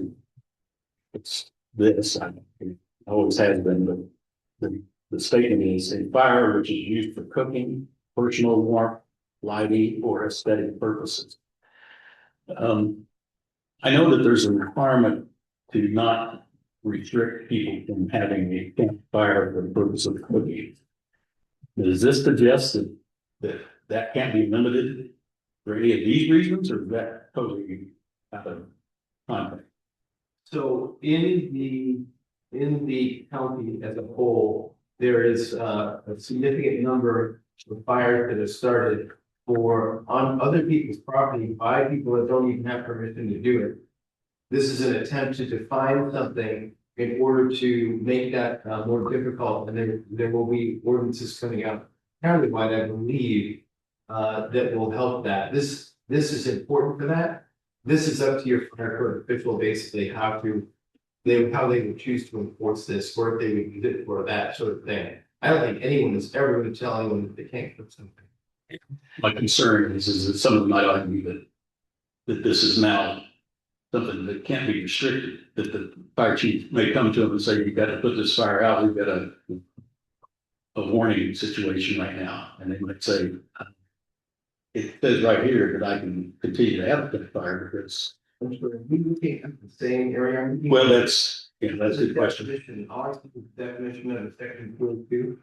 202, yeah. So you could say in your verbiage that a campfire is restricted. You just defined what a campfire is. Okay, purely the definition. No, okay, just the definition. Okay, thanks. Bravo has comment. Yeah, do you mind if I, No, go. yeah, let's go ahead and get your hand up, Bravo. Are we, because I could barely hear Trent's question, so I want to make sure I'm clear. Oh. Are we, is he asking about warming fires on a deck of a house? No. So the part of the ordinance that he was wondering, what it was meaning was is it restricting the use of fire for cooking food? But then, Mr. Earl from Pioneer came back and said, this is the definition of what campfire is. This is what the ordinance is saying, what a campfire is. And he was also questioning whether or not you could say that it's okay to have a campfire for purely aesthetic purposes, because that's what it says in the ordinance. So, no issue. Okay. Being it's just definition. Yeah. Okay. Okay, the next one is page 7. I guess that's the best way to do it. Page 7 of the, Page 7? yeah, Okay, page 7. hopefully this matches up. There's a list of items: high voltage transmission line, open burning, et cetera, sky flashing. Is that correct, or is it supposed to be lamp? Lantern or It- lantern? Sky lantern would make much more sense. Yeah. Yeah, so it's 55. This. Well, how do you spell lantern? Because I'm not good. LANTERN. Okay. LAN. PERN. I wrote it. Of course it's misspelled. Okay. Actually, I cut and pasted it. Let's be real. I did not write all this. Next item, 502.6, gates. Page 9. Page 9. Now.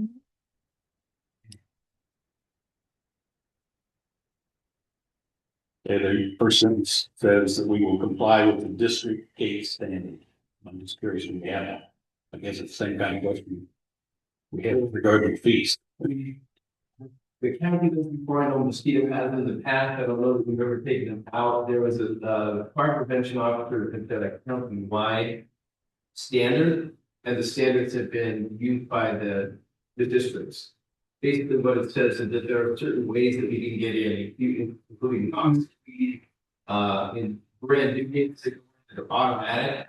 There's a closed loop switches on the back end, you're running out of them, not access to come into them. It just basically says that that's how gates should be in. And then does that require existing setups to be modified? No. Volt. Page 25. Page 25, section D 103.62. Hang on, page 25. Let's get to that first. D 103.5, you said? 103.6.2. 103.6.2. Pardon? 25.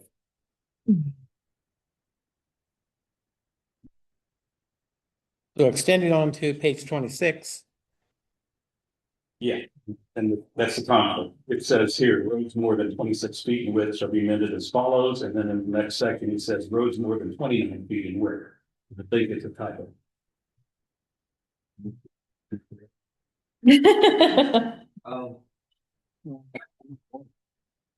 When we, it should be the 20. Correct. I don't think we ever wrote up. And I don't, most of the conflict, it's actually under conflict. Section 4 on page 26, section 4 conflict. I just noticed that reference right there says that ordinance number 2022-10. And I think back at the very beginning, it referenced 2022-9. It just says basically, we're taking the old one and moving it out, and this replaces that, any conflicts, the new one. We see. Okay, all right, last item, Let me check that. page 27. Hold on, one thing at a time. Jack's want this fixed. I can give you this, Bill, you don't have to mark them all up. Well, hopefully we vote no, I don't have to worry about this. What's your last one? Okay, Or next last, one? last is page 27. Yeah, and make sure he can hear as well. The date up there is January 22, 2026. That's today, isn't it? And then in the page, in the line over there, passed and adopted, you've already got 2025 in there, so then you have 2026. And I think that's supposed to be MFPD, not PFPD. Oh, yeah. Hey, I missed one. Pioneer Fire. Thank you here. Here's trends code. So, yes, yes. Sorry. Oh, good stuff. Hey, well, somebody finally read it. Yeah. All right, so that is ordinance, with those typos and things expressed. Do I have a motion to approve the ordinance? That is it. All right, and I have a second, so are we ready to go to vote? Yeah. Thank You you. can modify the motion. Say with the changes appended. So with amendments? Yeah, with changes in grammar and typos, I would move that we approve the ordinance. And do you still second? I didn't second that. Oh, Kirk did. do you still second? Okay, all right, are we ready to vote? Okay, Kirk? Bill? With Me, I say no. Sorry, you said, modified corrections. yeah, with correction. Even with corrections, I still say no, it needs work. Okay, so, but with the corrections that Trent talked about, are your vote is a yes, yours is a no? Yep. Mine is a yes. Trent? Yes. Okay. So. Pass it down to Sean. All right. Yes, please. Yes.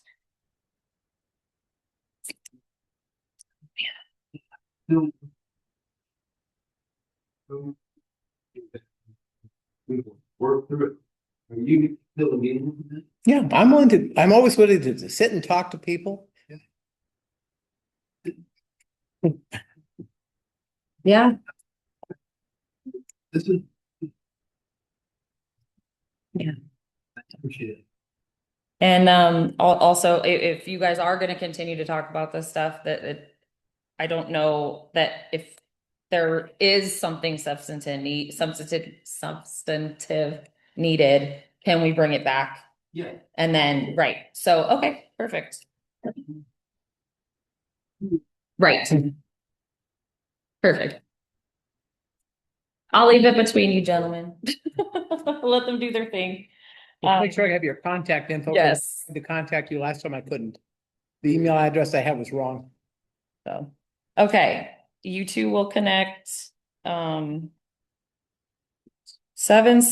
transfers in single column. So this is gonna be, again, 2 votes. One for the transfers, one for the single column. Bill, Yes. take it away. Okay, as was brought forth in the meeting, or the studies workshop, because expected grant monies are not coming, we are pretty much gonna have to pull out of reserves $72,000, $66.54, and put it into our budget to replace what we had been told was coming from grants that we now are being told is no longer coming from grants. And we're also adding several other numbers on the work comp money that we got. We paid the chief and work comp paid us. And it's been stacking up in a section in the budget called 1940. And so what we're doing is we are stating that that is income, and we're going to move that into income. We're stating that an equal amount will be coming over the next 6 months. That's an expectation. If he comes back before then we'll have to change that. So that'd be 2 additional incomes. We are transferring 3,000 out of computer systems, 500 out of employee private auto expenses, $242.80 out of educational materials, $242.80 out of safety supplies, so that we're able to cover the amount of money that it takes in order to move the R&R monies out of the chief's salary and down into temp employees where our current people can earn that money. So we have a chance to then have them earn it. We can get reimbursed by grant and go forward. Because right now with it sitting under the chiefs, he can't earn R&R grant money while he's out on work comp.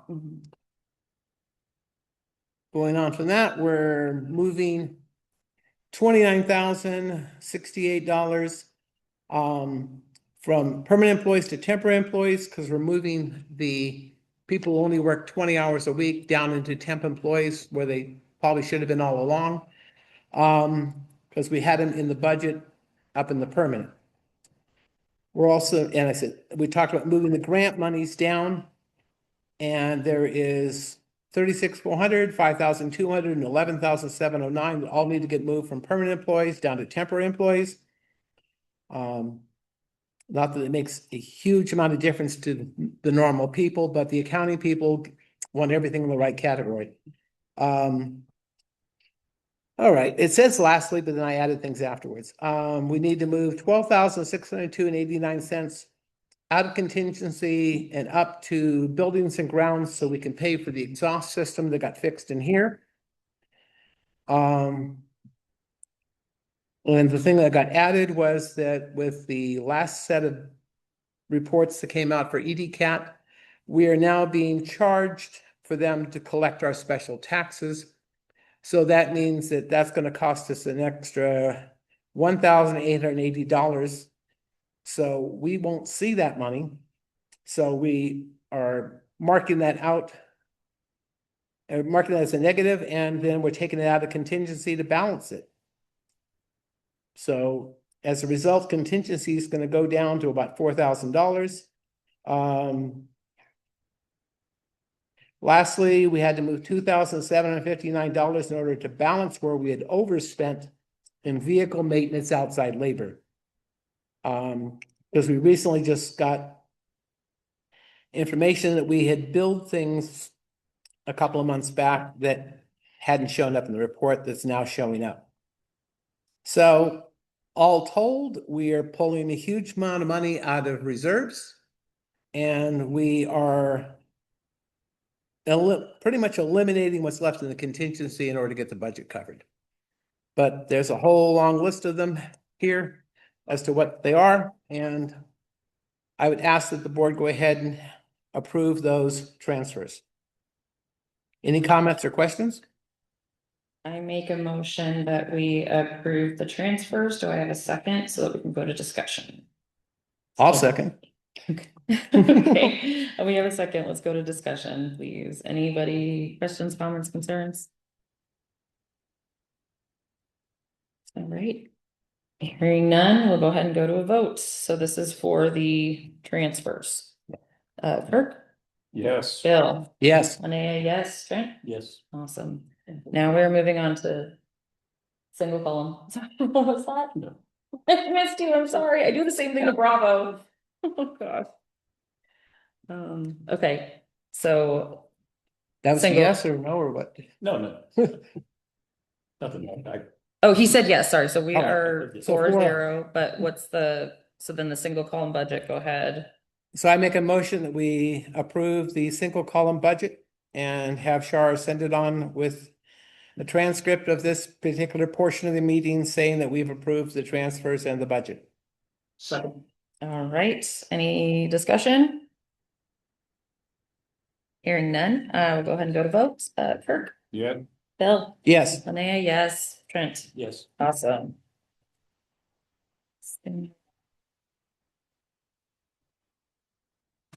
Great, so next item is 7.7, issue paper policy 804, records retention bill. okay, well, me being the dummy I am, I went and looked at all the new laws that You're come into good, effect though. for employers. And one of the ones that popped up that I thought kind of applied to us was SB 513. That expands the personal record requirements for employers. Employers must maintain a copy of each employee's personal records for at least 3 years after the termination of employment. So I put those changes in 804 and brought it forward. I would ask that the board approves the changes. That's my motion. Yeah. All right. Bravo, did you have it? No, you didn't have a hand on this. Okay, so, I make a motion that we approve the changes to policy 804. Do I have a second? Second. All right, and discussion. Anybody have any issues with what Bill's brought forward? All right, we'll go to votes. Kirk, yes, Bill, Yes, Linnea, yes, Trent. Yes. Thank you. All right, so 7.8, this is a facility use request appeal. I'm gonna have Trent go over it. However, I do need to state that there is no process. Oh, lost that. There is no process in our policy for an appeal, so we would like to take public comment so that people can make their expression known. But I also have comments. yes, and so comments can be made, public comment is here, but there isn't a decision that can be made by the board. There's no process for that, so. Go ahead. Okay. All right, so on behalf of the, hang on. On behalf of the district auxiliary, Steve Dax, at the request of the DAX president, Merrick Blaine, this issue paper is being presented to allow an appeal to the MFPD Board of Directors on the direct decision to not allow bingo to be an event activity at Fire Station 75. This request is in accordance with the MFPD policy 1108, use of district facilities and grounds. Recommendations, I would suggest we solicit a representation of appeal by the DAX representative, that then we solicit the basis for the denial of the request from the MFPD command staff, and then solicit board member discussion, have community member discussion, and vote on the appeal request. So if that's agreeable to everyone, I guess my suggestion is we start with Meredith. I guess it's going to be the representative. I have an objection. So, yeah, let me Okay. pull this really quickly, I apologize. So, as I had stated, there isn't a such in our policy for an appeal.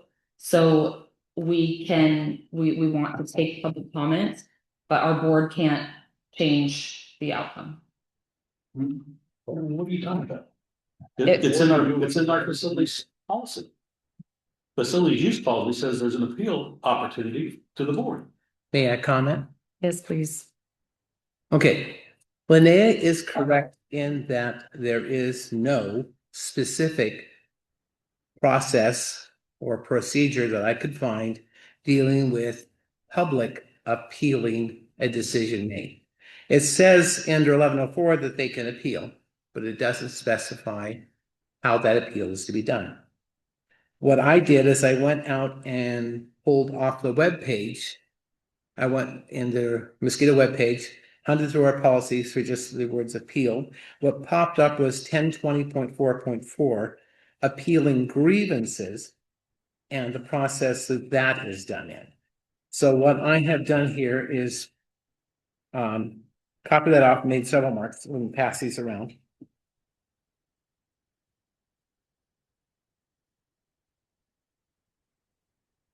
If anybody in the audience wants some, I have a few more.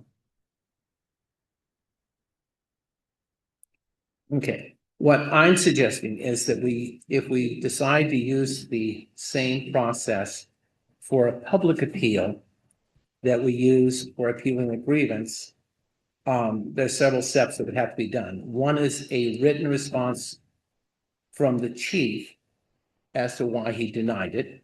Another would be is the person who has the problem would have to submit a written appeal to the fire chief stating why the member disagrees with the fire chief's response.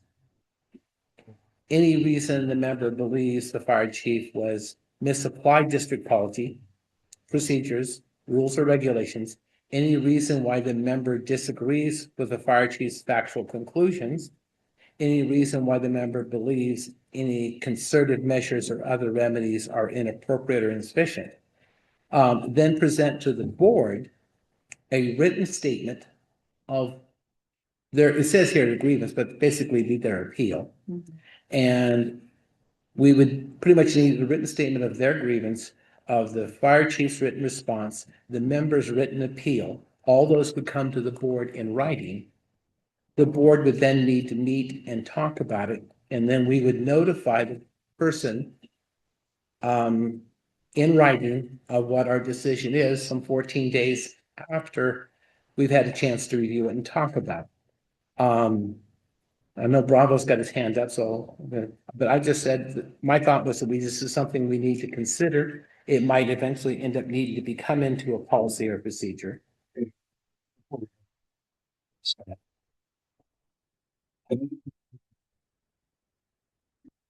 Through this policy, which states clearly, upon appeal of the denied request, the district's board of directors retains the authority to approve or reject any use request.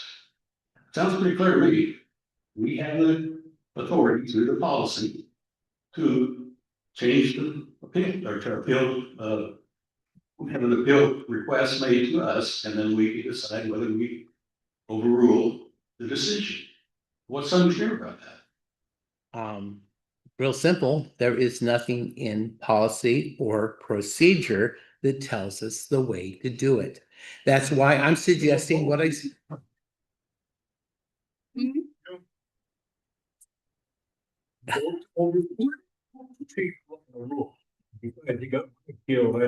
I presented earlier in writing. Right. I understand you presented something, okay? I'm aware of that, and we have a copy of it, and I heard you speak. What I'm saying is that in order to do things as a board, on our rules, we manage to act by motion, we manage to act by resolution, and by ordinance. And we have to follow policy. Make a motion. We have to fix the policy before we can even make the motion, but that's my take on it. I've said my piece, now let Like to somebody go else. to Chief Bravo, please.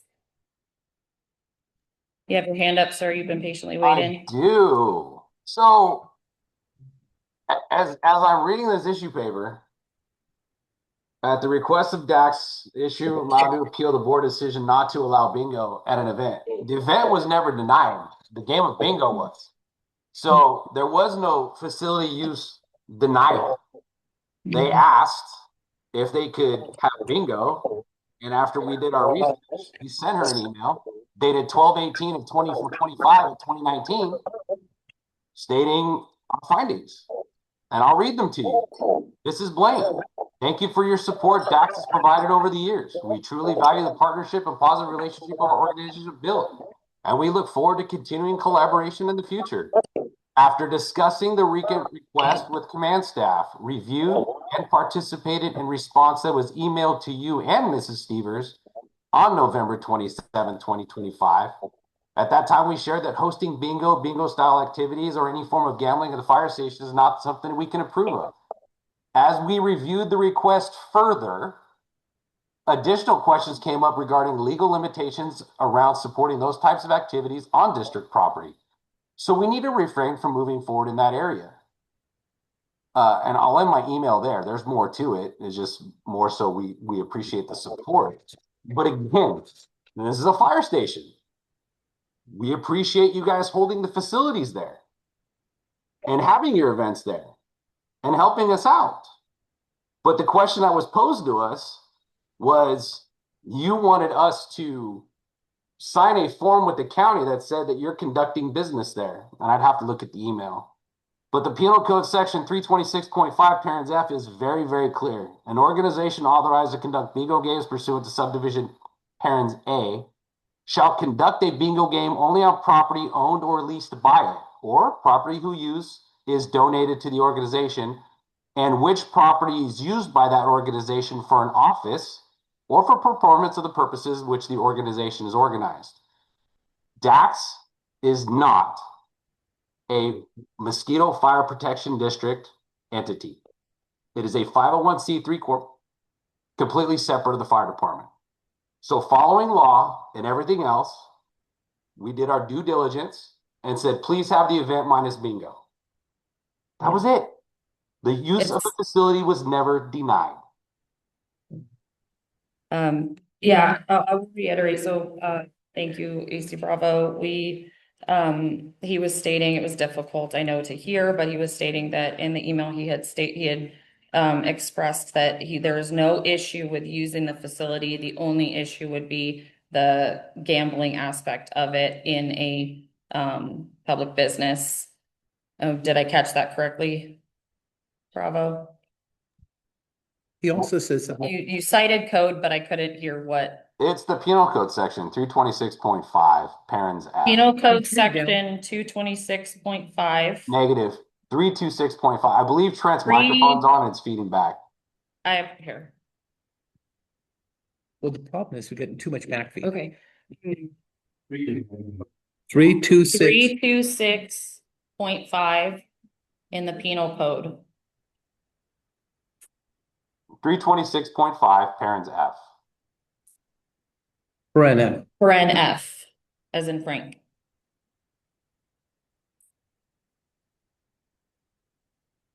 And again, the facility use was never denied.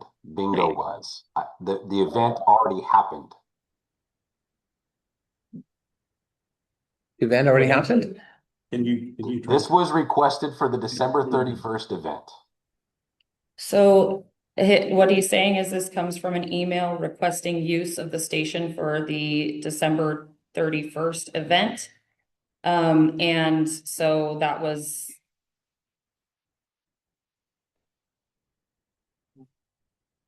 Okay. Let the tax folks state their concern, what they'd like to do. And then get a response from the command center, why they denied it. And then we can decide. Okay, so even where we do have a policy for a process of appeal, it doesn't come before the board until after that has been made to the chief. So so Bravo, have you received a station use for something subsequent to December 31st that was gonna have bingo and you've denied that? No, ma'am. And you have public comments. Thank you. Oh, I don't see. Oh, Karen, were you? Sorry, someone had their hand up. I didn't see who it was. Okay. Hey, why we public? When we had the stacks organization request.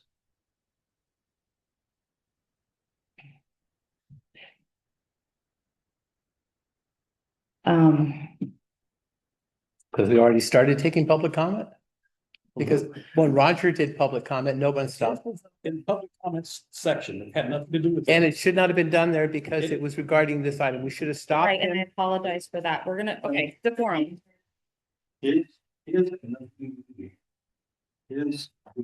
that- It had to do with that policy. Yes, that's correct. But it was not specific about the city of. His was a public comment in the proper public comment section. This is an agenda. Even though he stated it's on the agenda. Well, if this is a bingo. The use of the facility agenda, the use of the facility. For DAX events, correct? Okay. So this is specific for me, so there's two different names. So none of can take anything from the public initiative. Take home. Okay. I'm sorry, I was given consult on this earlier and, that doesn't seem to be being heard, so I'm not quite sure how to proceed. I want to make sure, and the whole point of still continuing this was that we wanted to hear public comment. We wanted to hear what the, give the public an opportunity to speak. However,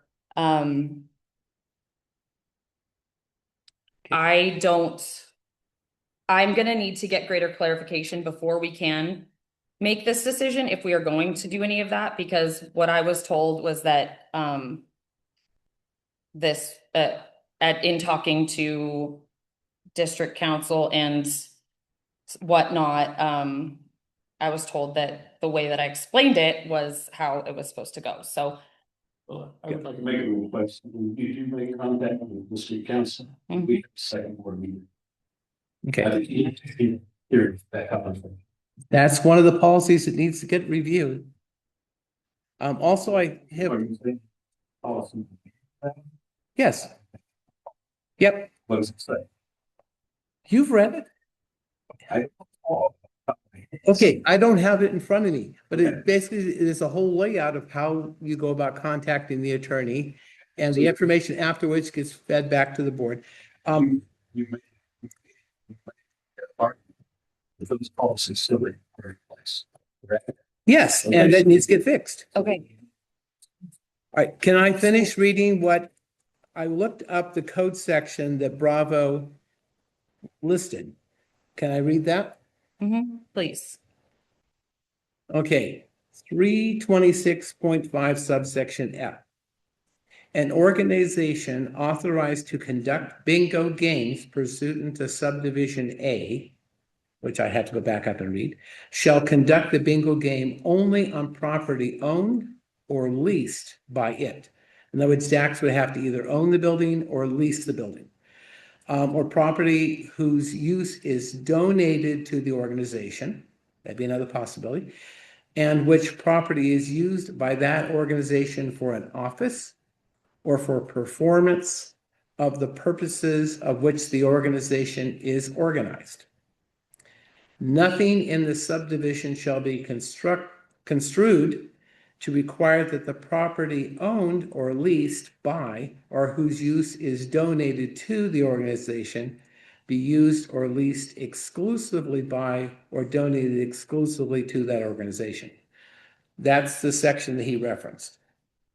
That's the end of section F. Do you need me to go up and read section A as well? I'm in section A. Neither the prohibition of gambling in this chapter nor in chapter 10, commencing with section 330, apply to any bingo game that is conducted in a city, county, or city and county pursuant to an ordinance enacted under section 19 of Article 4 of the stated Constitution. If the ordinance allows games to be conducted only in accordance with this section, only by organizations exempted from the payment of the bank and corporation tax. I don't know if Dax falls into that category or not. That's way above my pay grade. And it lists about 10 or so code sections. And then it says, and by mobile park associations, senior citizen organizations, and charitable organizations affiliated with the school district. And if the recipients of those games are used only for charitable purposes. So it's a lot of legal double talk. We have, go ahead, Bravo, go ahead. I just want to reiterate, you guys are, per policy, it was not a denial of use on the facility. That is what before you and how I read policy. This was the denial to sign a letter to the county and the state saying we're going to allow them to play bingo here and say that they conduct their business at our facility. That was the request. So I don't know what they're appealing. The event happened on 12/31 of 2025. So I'm kind of confused why we're dealing with it January 22nd of 26. Okay, so what we're gonna have to do, because this is legal jargon, none of us sitting up here, this is gonna have to go to district council. So I'm gonna go ahead and, we're gonna table this and get a, explanation to the board of what the or the, civil, penal code means for us specifically, and then we can move forward from there. So, yeah. You know, take, I'm more than happy to take public comment. That the idea is that, like I said from the beginning, we want to hear what people have to say. We want to give a platform for you to be able to express your self. There is going to have to be a 3-minute limit because we are getting short on time. But I am more than happy to hear what you guys have to say. I just can't promise that that's going to change the outcome, given it dependent on what our research finds. So Call on one at a time and let them say it. Give it 2 minutes. This agenda item was set under Says Director facility. Williams for facility use request appeal. Specifically, facility use request appeal.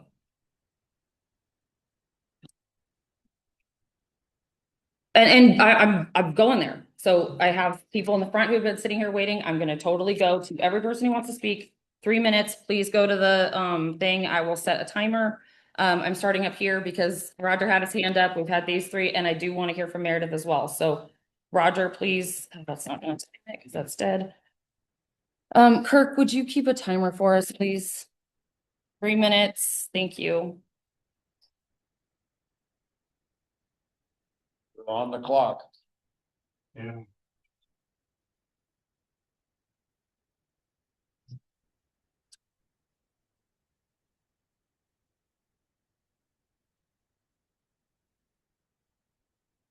Okay.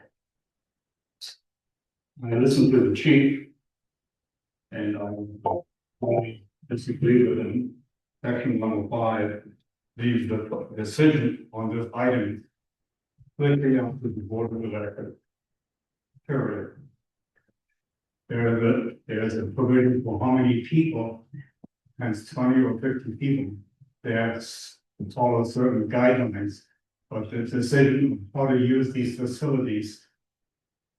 But the decision on how to use these facilities is up to the board. And I urge to provided earlier and to act accordingly. I don't think it's a question of use of the facility. Yeah, we would love. The question is with the bingo and the gambling, because I know a few years ago, people were putting gifts and things out, and there was a money thing going on, and it all got stopped over that. So yes, you can say no, you can say whatever you want. We just has to find out the legal ramifications. Okay, so What's be next? you guys, so If it's we all have a good. public comment. Sorry, thank you. We have the public comment. I'm gonna move on to the next person. So you had a. Perfect. Okay, Meredith, you're up. Kirk, time please. Thank you.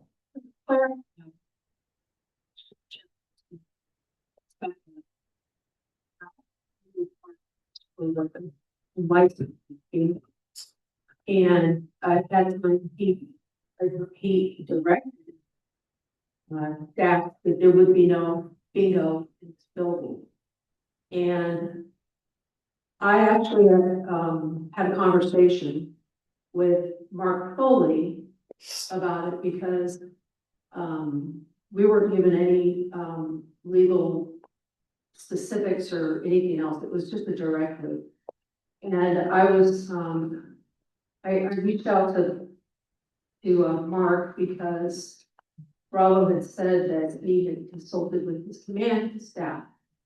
And I had a conversation with him because I feel that collaborative conversations are much better to work things out than to hand down directives. Dax reached out and asked for specifics and were given. So I want to say that we're here on property that was donated to this community. This building was built by people who donated materials, their time, their sweat, their resources. And the community came to our last tax meeting. And when I explained the process that had happened over a few directives that we've been given, it hit home. It hit my heart because one community member doesn't usually say anything said. Department does not want support from the committee, from the community. And so I wasn't going to appeal this, but the community asked me to. And I wrote an appeal. I'd like this to get published somehow because I want everybody to see what's going on here.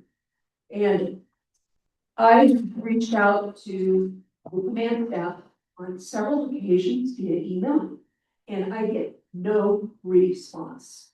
It would be a service to organizations that support the fire department to be able to have collaborative conversations and get responses when emails are sent. The problem with no response from the command chiefs, whoever they are, has been going on for a year. And I think a lot of board members might agree that their requests have been unanswered as well, except for one, maybe two board members. So I'm gonna find a way to get this out to the public, and whatever you guys decide you want to do, if you could just let us know. Yep. Thank you. And when you have time, Johnny has. Yes, I have, so I will go to Taffy and then I have a comment online and then we will continue. For my agenda of the time, but based on information shared by the board, and then on your decision to get the legal fees clarified by the attorney. Of concern was the fact that when the product it was surmised that had never been done, and this the policy legal is contacted, which at least be and I didn't see the board's violation. That's basically that was an issue. You take a productive how to operate the board and how to share it and just go with better. You will think about the process. Thank you. Thank you. All right, we're gonna go online, Johnny.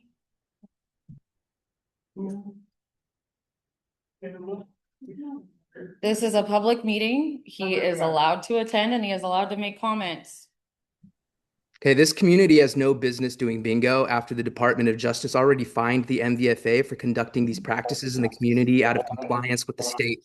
Recent bingo activities that have been occurring with the Pilots Association, if they are still occurring, are also concerning, as the Pilots Association is not an officially recognized nonprofit organization on record with the state of California and the state's registry of charities. So this was the right move, and thank you, Bravo, for all of that. Thank you.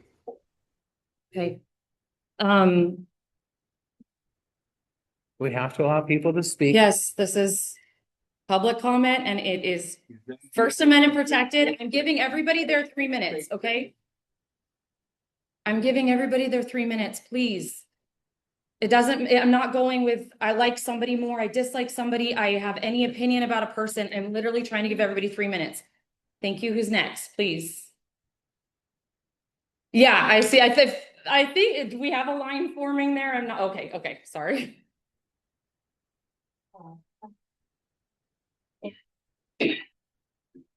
I'm from Chief. One of the things that I want to mention, the audit that was done in September 13, 2018 from the Department of Justice. And it refers to an organization out there that operates video games in violation of Penal Code 3.6.5.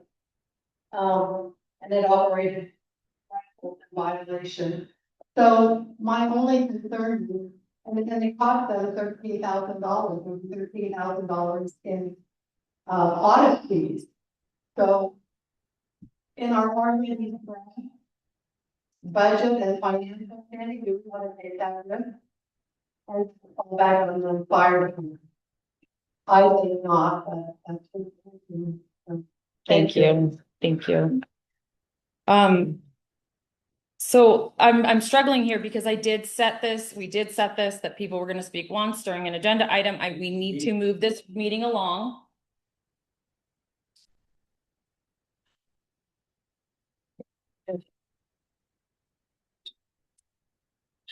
This Okay. is why.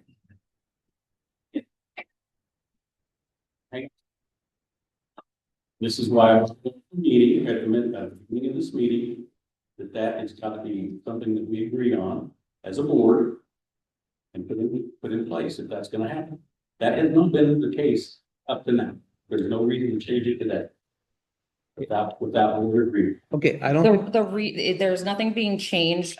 We give people 3 minutes. It says it in here. What I said we are not gonna have is back and forth because these conversations are devolving. So we've already said we're gonna move forward to find out the legal ramifications, the legal issues of this.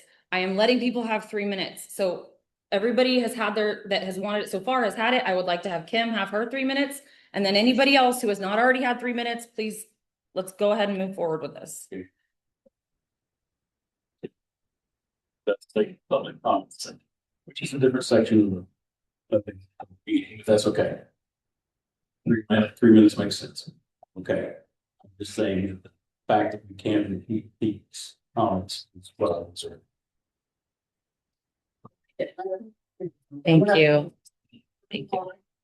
Few things, what I want to hear. First of all, and when I did the video, yeah.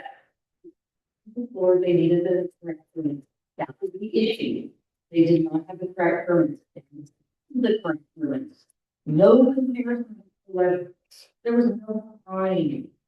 When you saw at DOJ, they don't care about any of this. They charged MFPD the cost of what the private group has to do with this is totally irrelevant. What we do in our private homes is no business of any means, and no one cares. Someone trying to break problems.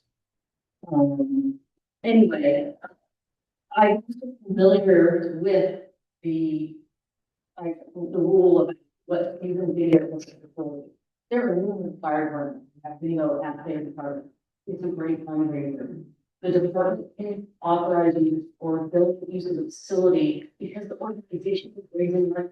So those are some things to consider. Thank you. And I have to apologize if I'm coming across odd at the moment. I am suffering a migraine, so please bear with me. I'm doing what I can. If you see me shaking or whatever, this is yes. So at some point I'm hoping to stay through closed session and then I will turn it over to Bill. But that is, I want people to know it has, because so many assumptions get made about my affect or my words or whatever. I just want it to be known that the way I am right now is because, and most often because I'm so thank you for your comment, Kim. Appreciated. Anybody else want 3 minutes on this topic? Sorry, Karen, please. I just want to read part of the letter that went from the task board. Bingo is a well-established and successful fundraising activity with strong community appeal. Hosting bingo events at Station 75 would attract participants from within the district, as well as bingo enthusiasts from neighboring areas, thereby increasing fundraising potential as well as provide exposure for possible recruitment of new firefighters and employees. And then just further, because I think it's important for everybody to know. So one of our DAPS founders and our DAPS treasurer, Melissa Stever, has dedicated nearly a year to obtaining all required permits and approvals. In December, the El Dorado County Treasurer Tax Collector's Office issued DAPS an official bingo license. Melissa is currently out of town dealing with family matters, but would otherwise be present to explain the licensing process. DAPS is prepared to provide the license, verification contacts, or any additional documentation the board may require. Furthermore, I think that you'll find, and I'm sure Meredith and Melissa could give you the exact facts, but bingo for charity purposes is not considered gambling. And those are just the paragraphs that we could point out and read at the time. Thank you. Any more public comment? Can All I right. respond to that? Yes, please. And then we're gonna move on. My response would be is that if DAX does have documents that it wants to present as showing, the license or whatever, I mean, to me, a copy of that can be brought to the board. Maybe that could also be passed on when the discussion happens with legal. Okay. In comment.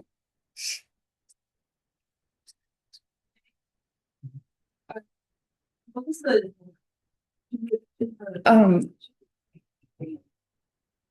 My memory of the legal policy, and I haven't read it in at least. This goes between the board and the, sorry. There's attorney-client privilege. Also, there's a lot of things done where we did things in writing because that would be kept down the cost. Because I know that billable minutes can really stack up fast. So, I mean, if DAX wanted to provide copies of things, wanted to have a written statement, I mean, things like that could be easily sent on to legal counsel at the time that legal counsel is being talked to about this. I don't really want anybody getting in there and having an argument because next thing you know, an hour goes by and we're paying big bucks. That's the end of my comment. Okay. Thank you very much. We're gonna move on from 7.8 to 7.9, policy 7.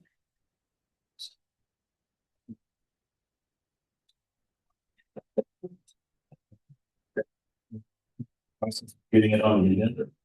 We have to take the information back, so I can make sure it's vague. Right, happy to participate in that big discussion. Okay, thank you.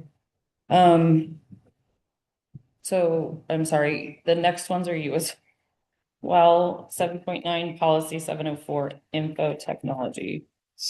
Okay, listen. This policy has to do.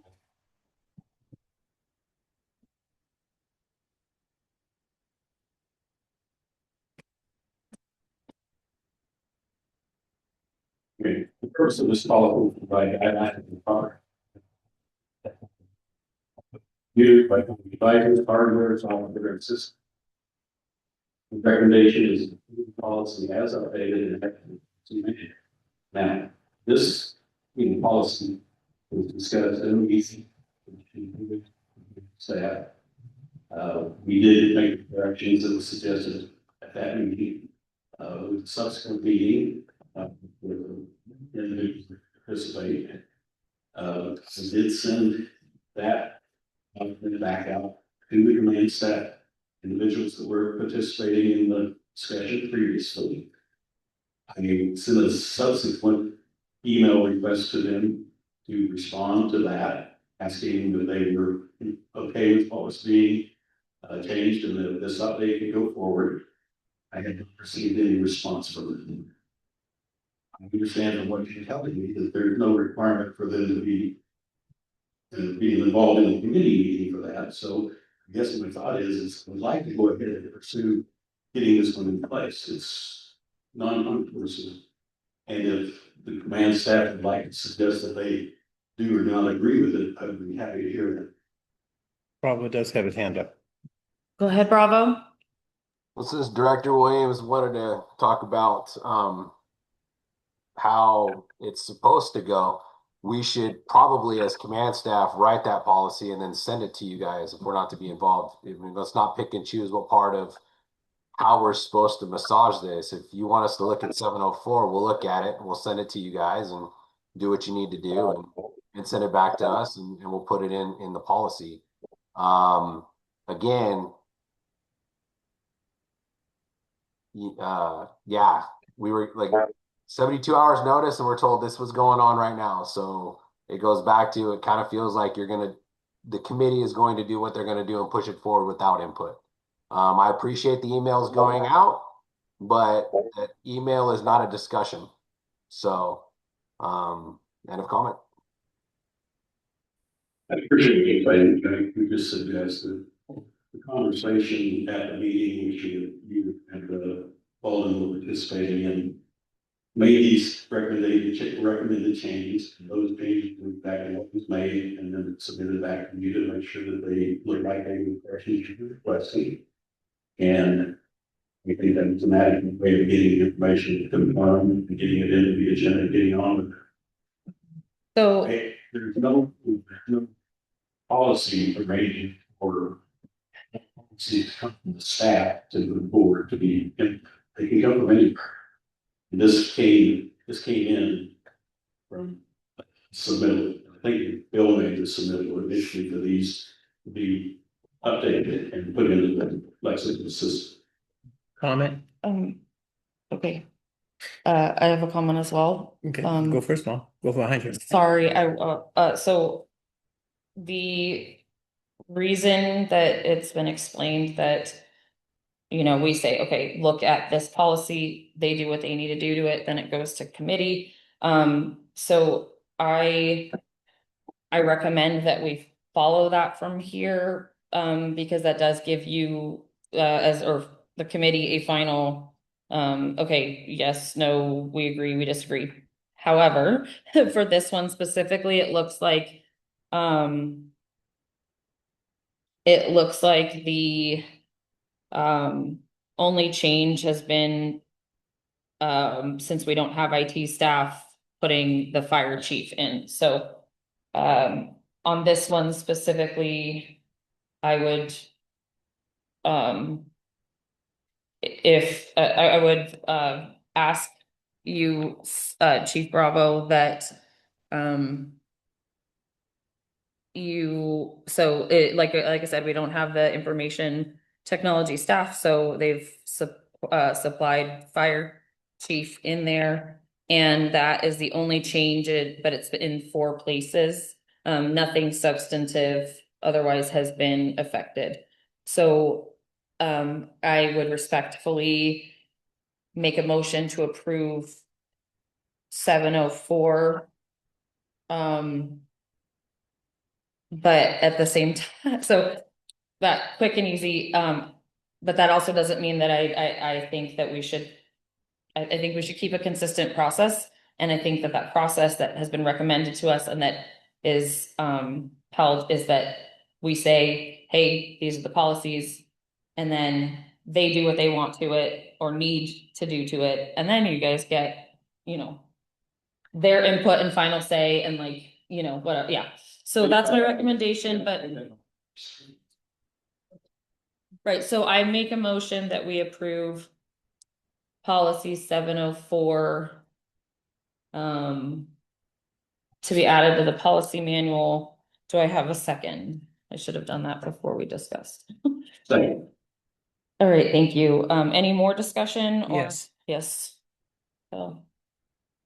Okay, 704 is Lexipol boilerplate, with the exception that where information system technology IT staff appears in the document. Those places and only those places, that was crossed off and the fire chief was added. This is a policy that Trent, myself, Bravo and Walden all discussed at the meeting. And everybody seemed to be okay with that change. So I would ask that Bravo agree with us that this should go forward as it is edited here in comment. The only question that I have, sir, is that I don't see anywhere in the ITU's policy who has access to be able to be an administrator and change things. Now, if I'm missing it where it says, if that's under the software portion and the fire chief, then I concur with everything that you just said. But I thought there was another discussion about that, to which I'm not seeing.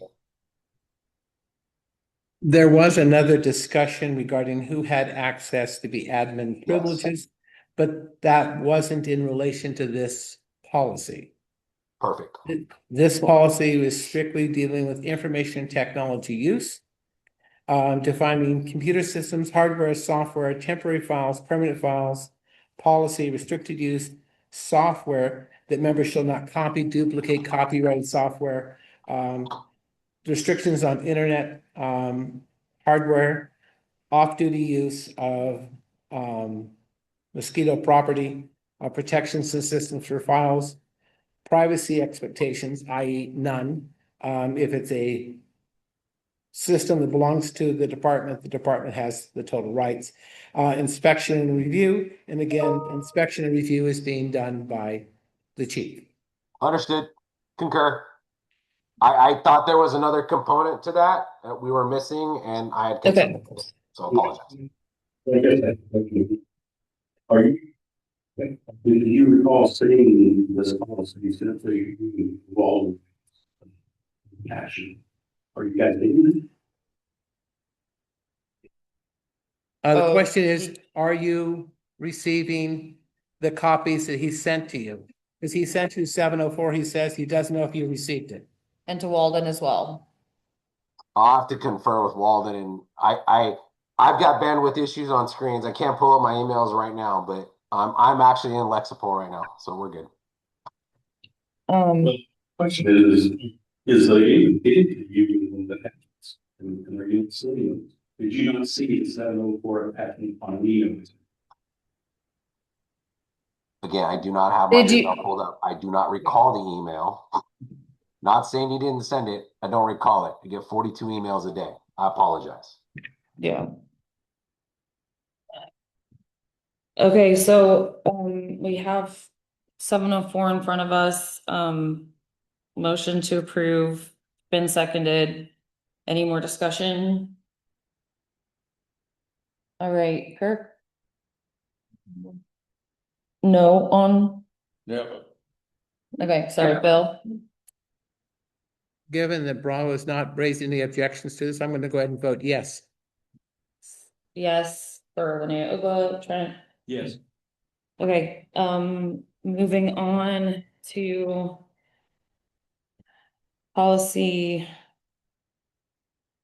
Okay, so physical asset management, again, we're gonna come up with the same thing that, we need the time to have it go to them and then go to.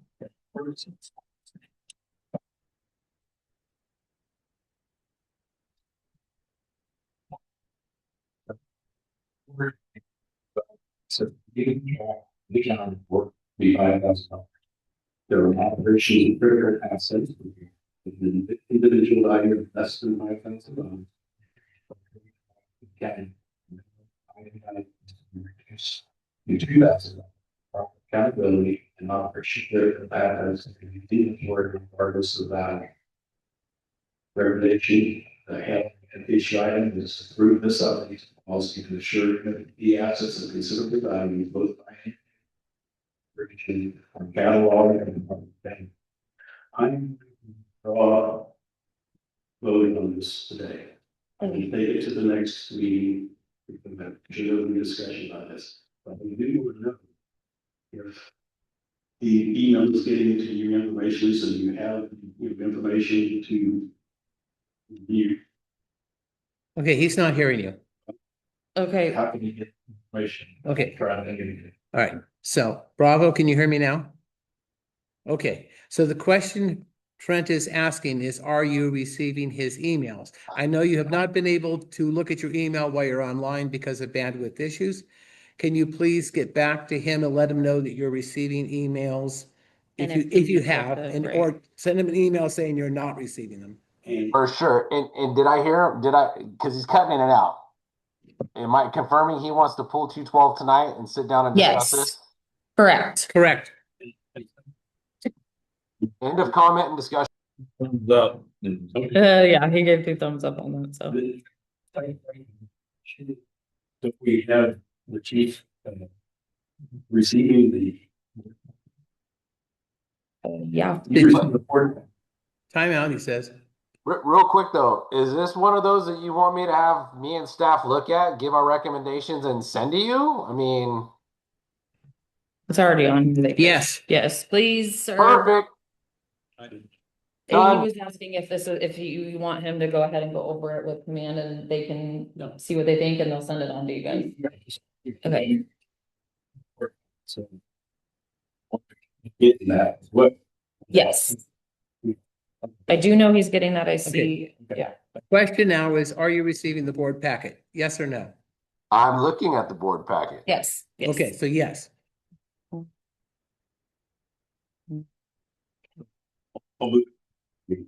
Okay, thank you very much. So 7.11 is policy 1054, discussion only, Bill. Yeah. Okay, 1054 is the current policy that deals with the admin and the board clerk's duties. I brought this issue paper forward because we need to separate the duties so that we have 2 different sets. So we have admin policy in one document, board clerk's duties in another document, because right now they're all combined and intermixed. To that end, I brought it here. Again, we're doing committee work in a board meeting, but that's why I stuck it at the end, is we need to go through what's here and sort it out. I have taken a preliminary stab at it. It's in the board packet. If we're going with the process that the staff is the one putting this together, then I guess I need to dump this on staff to review it and see if what I have marked out or marked up is what needs to be done, or whether we need to take some other action on it. But somehow we got to get this done so we can split the position so that the board clerk can be hired separately from the administrative assistant. Yes. So. Yeah. There is no vote in part of this. I'm not sure why that's required to be done. It was voted. No, it was passed. It was passed. Right. Finally, Okay, no, we postponed it at the request of the LAFCO people because they want us to go ask Garden Valley. Right. But the reality is before you hire somebody, it's good to know what they're gonna have them do. So I'm saying, let's get the job description ready. I'm getting just saying that, you know, the time requirement. I don't understand why there's a connection to the fact that we're going to hire somebody for this position when that hasn't been approved. We have not approved that because the 2x2 committee has not yet been formed. Therefore, the 2x2 committee cannot ask that question. Yeah. And if they come back and say 50 grand, well, obviously, we're just gonna say no and go hire somebody.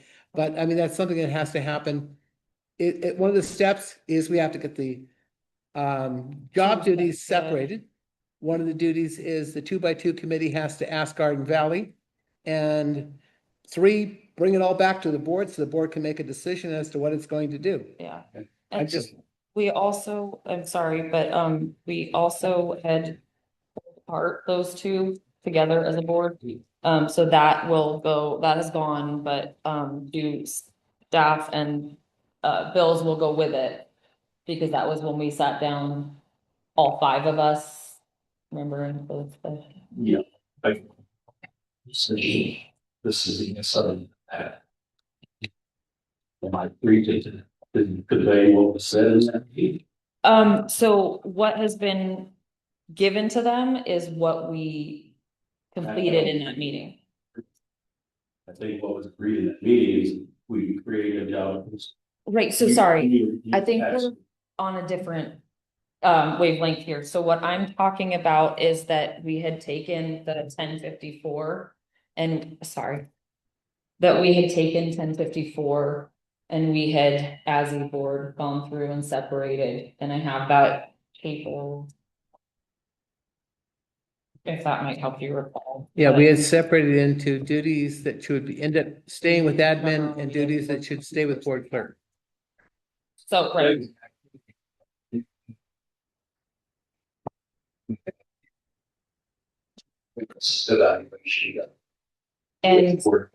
and because so this came about because we had approved hiring another administrative staff. Before you came on the board, we did, and like, that's where we have been struggling, because if we had hired someone, it would have been on her plate already. And and for over a year now, we haven't been paying that person, but we also can't, you know what I mean? So there's things, so this has been discussed, this has been approved. And this is the part of just what I'm saying is that it's been pulled apart, and that will go to command staff with the thing that, with Bill's recommendation. But, yeah, we were misunderstanding.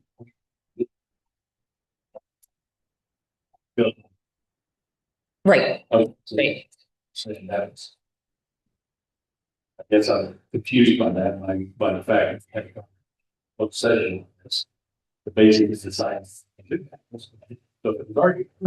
was, and I'll have to pull up the recap. The legal side of that, because that can give us an idea, but if I can pull that up, we can get a better idea of where we go there, because it's been a while, so I get it. Then, so we're not allowed to have mini minutes from special, or from closed session, but when we do have, legal involved, we do have to have that recap, so just FYI. So that's 1054.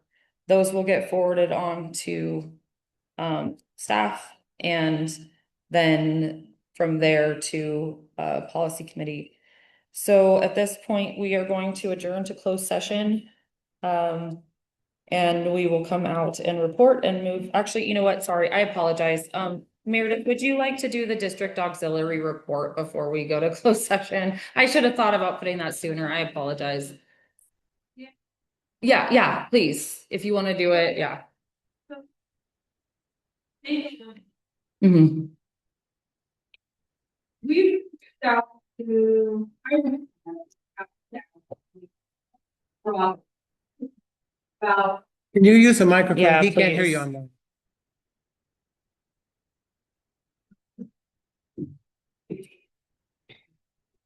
the tax. Was big on. I reached out to Bravo one time to a pancake breakfast, and I did not heard anything, so that's about it. Okay. Chief, do you have a reply? He says he's having trouble hearing you. I would Okay. love to reply. I couldn't hear what she said.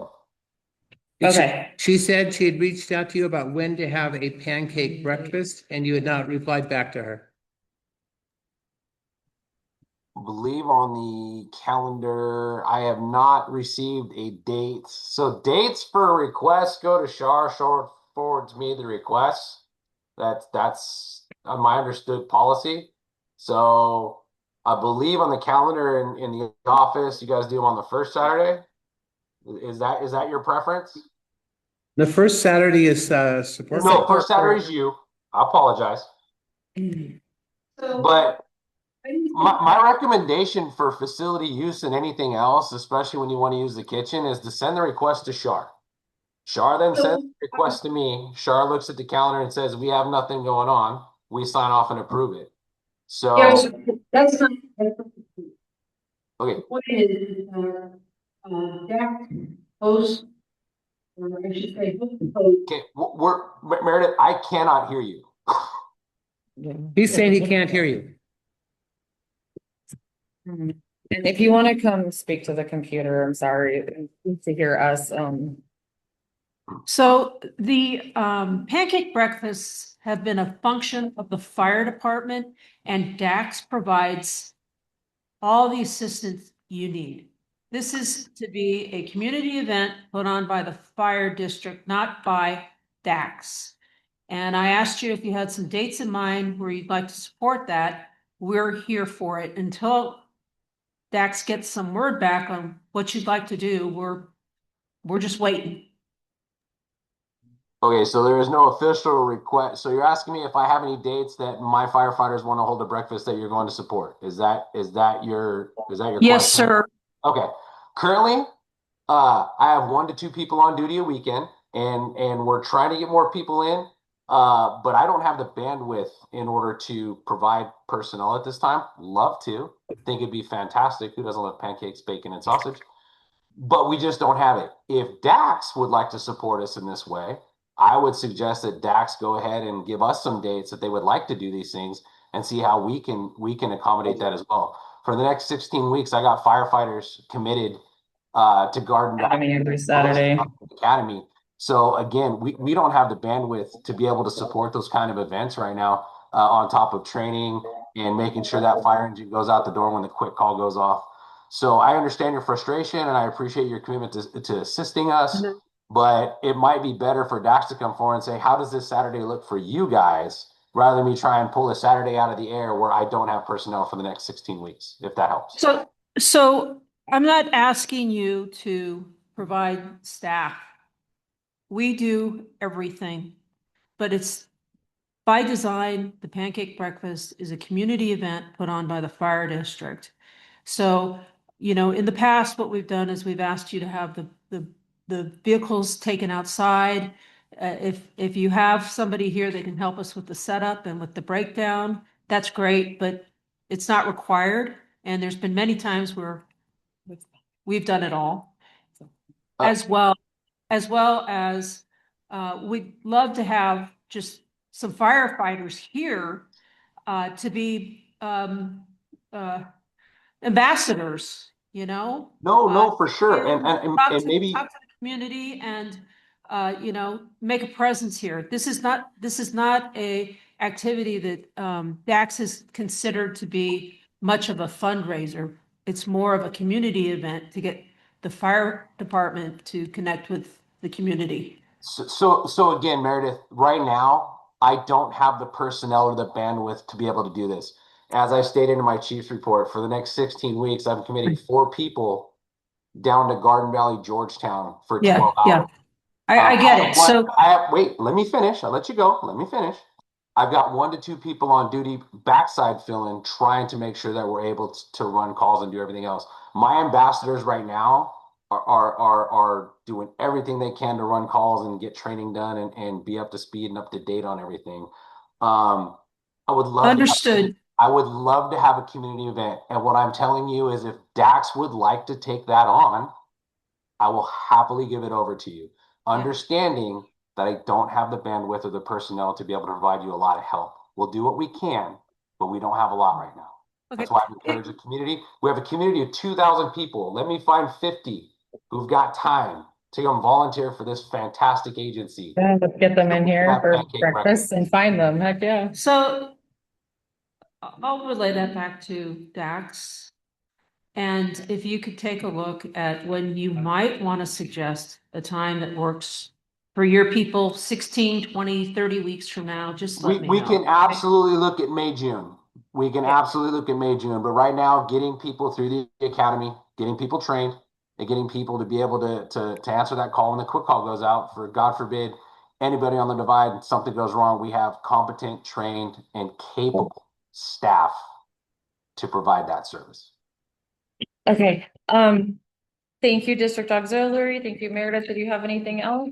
Okay, we are going to go ahead and adjourn to closed session. Before we do that, Oh, look sorry. at the comments, because somebody was writing some. Chat. Yeah, there's 12 chat comments. Let me go see what the heck they are. I didn't notice them until just now. Trying to figure out how to do this. That's enter descend. There's gotta be a way to scroll on this thing. No.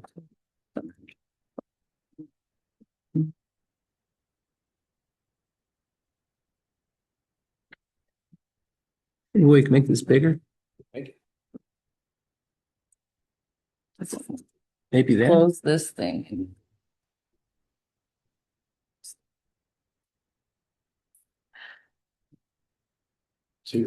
Okay.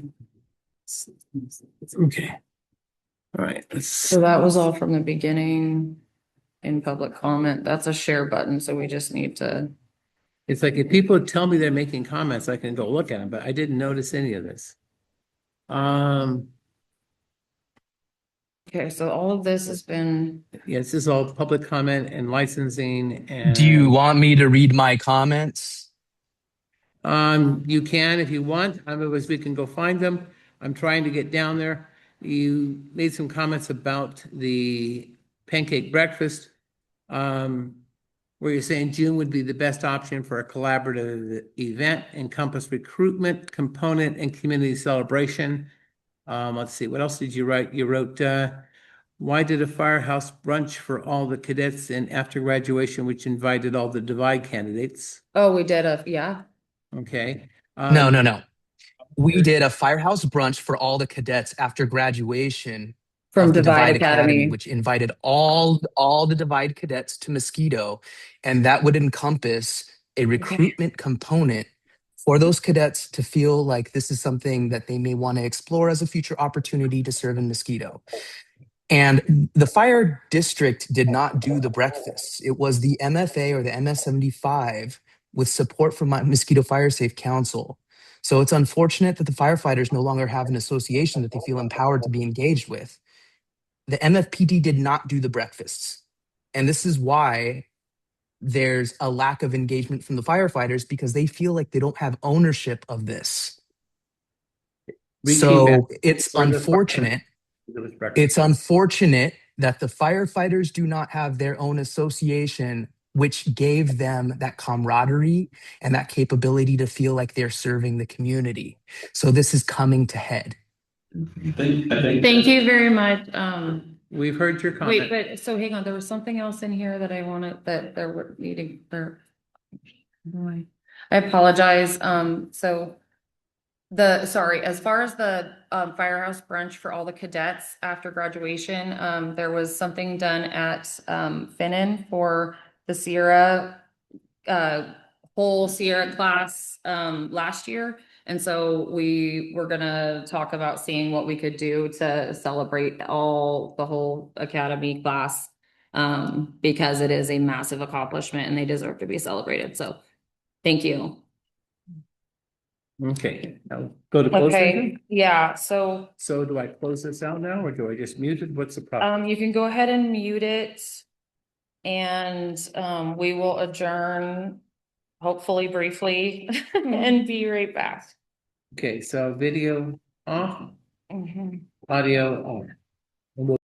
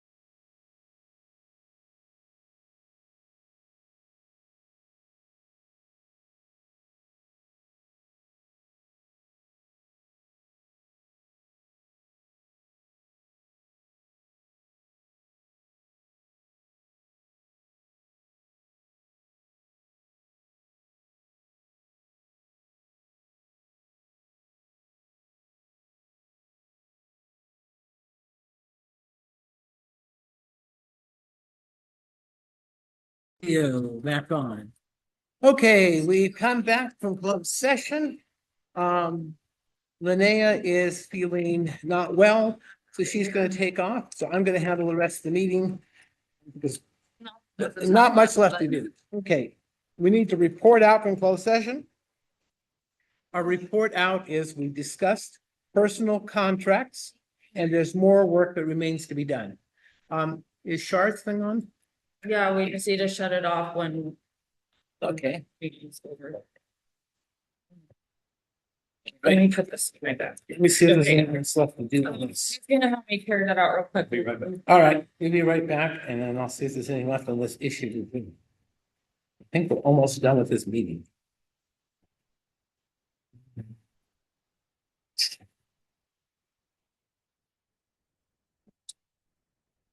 Hey, I'm here all myself. I can do whatever I want.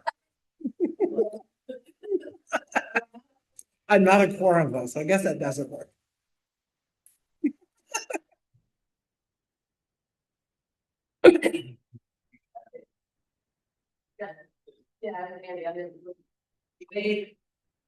Bill, Yes, go I ahead. don't know if anybody's left in the room, but I will have a quick comment when you do director's comment regarding two upcoming events that the public should be aware of. Well, okay, you got Miranda here, you got Maria here, you got Kirk, me, and my wife Dawn. That's all that's in the room. We can let Dawn know it's super sparkly day. She's working on a pink sparkly scarf. Oh, no sparkles on the scarf, okay.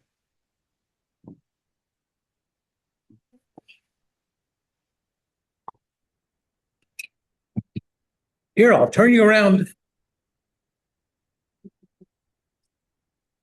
Well, hello everyone. Hola, ¿cómo estás? And we got Maria on the sound. Yep. Okay, so going on down the agenda. Committee reports. Property parcel near Morton property. I don't know why this is still on here. But that's Linnea, so we're skipping over that. Finance budget study session. Yes, we had one. Yes, we had a lot of money we had to figure out. We'll probably have to have another one in a month or two. Chief Fire Committee, that just went away. What the hell is this still doing here? Am I reading off the wrong page? No, you're probably on the right line. Oh, right page, okay. Yeah, so that doesn't exist. District auxiliary is already gone.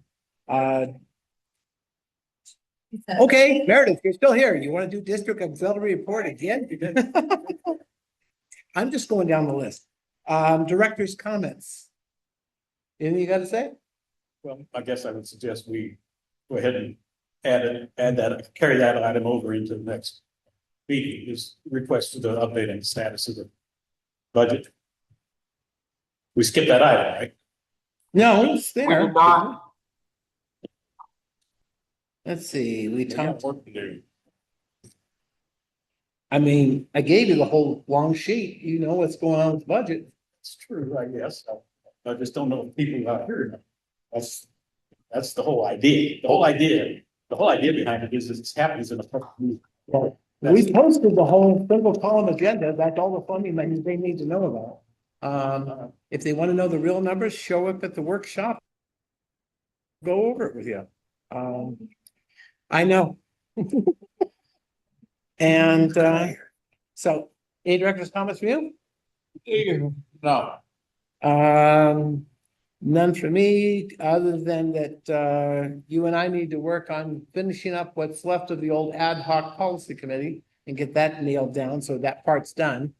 And then I'll have to send Bravo a bunch of stuff.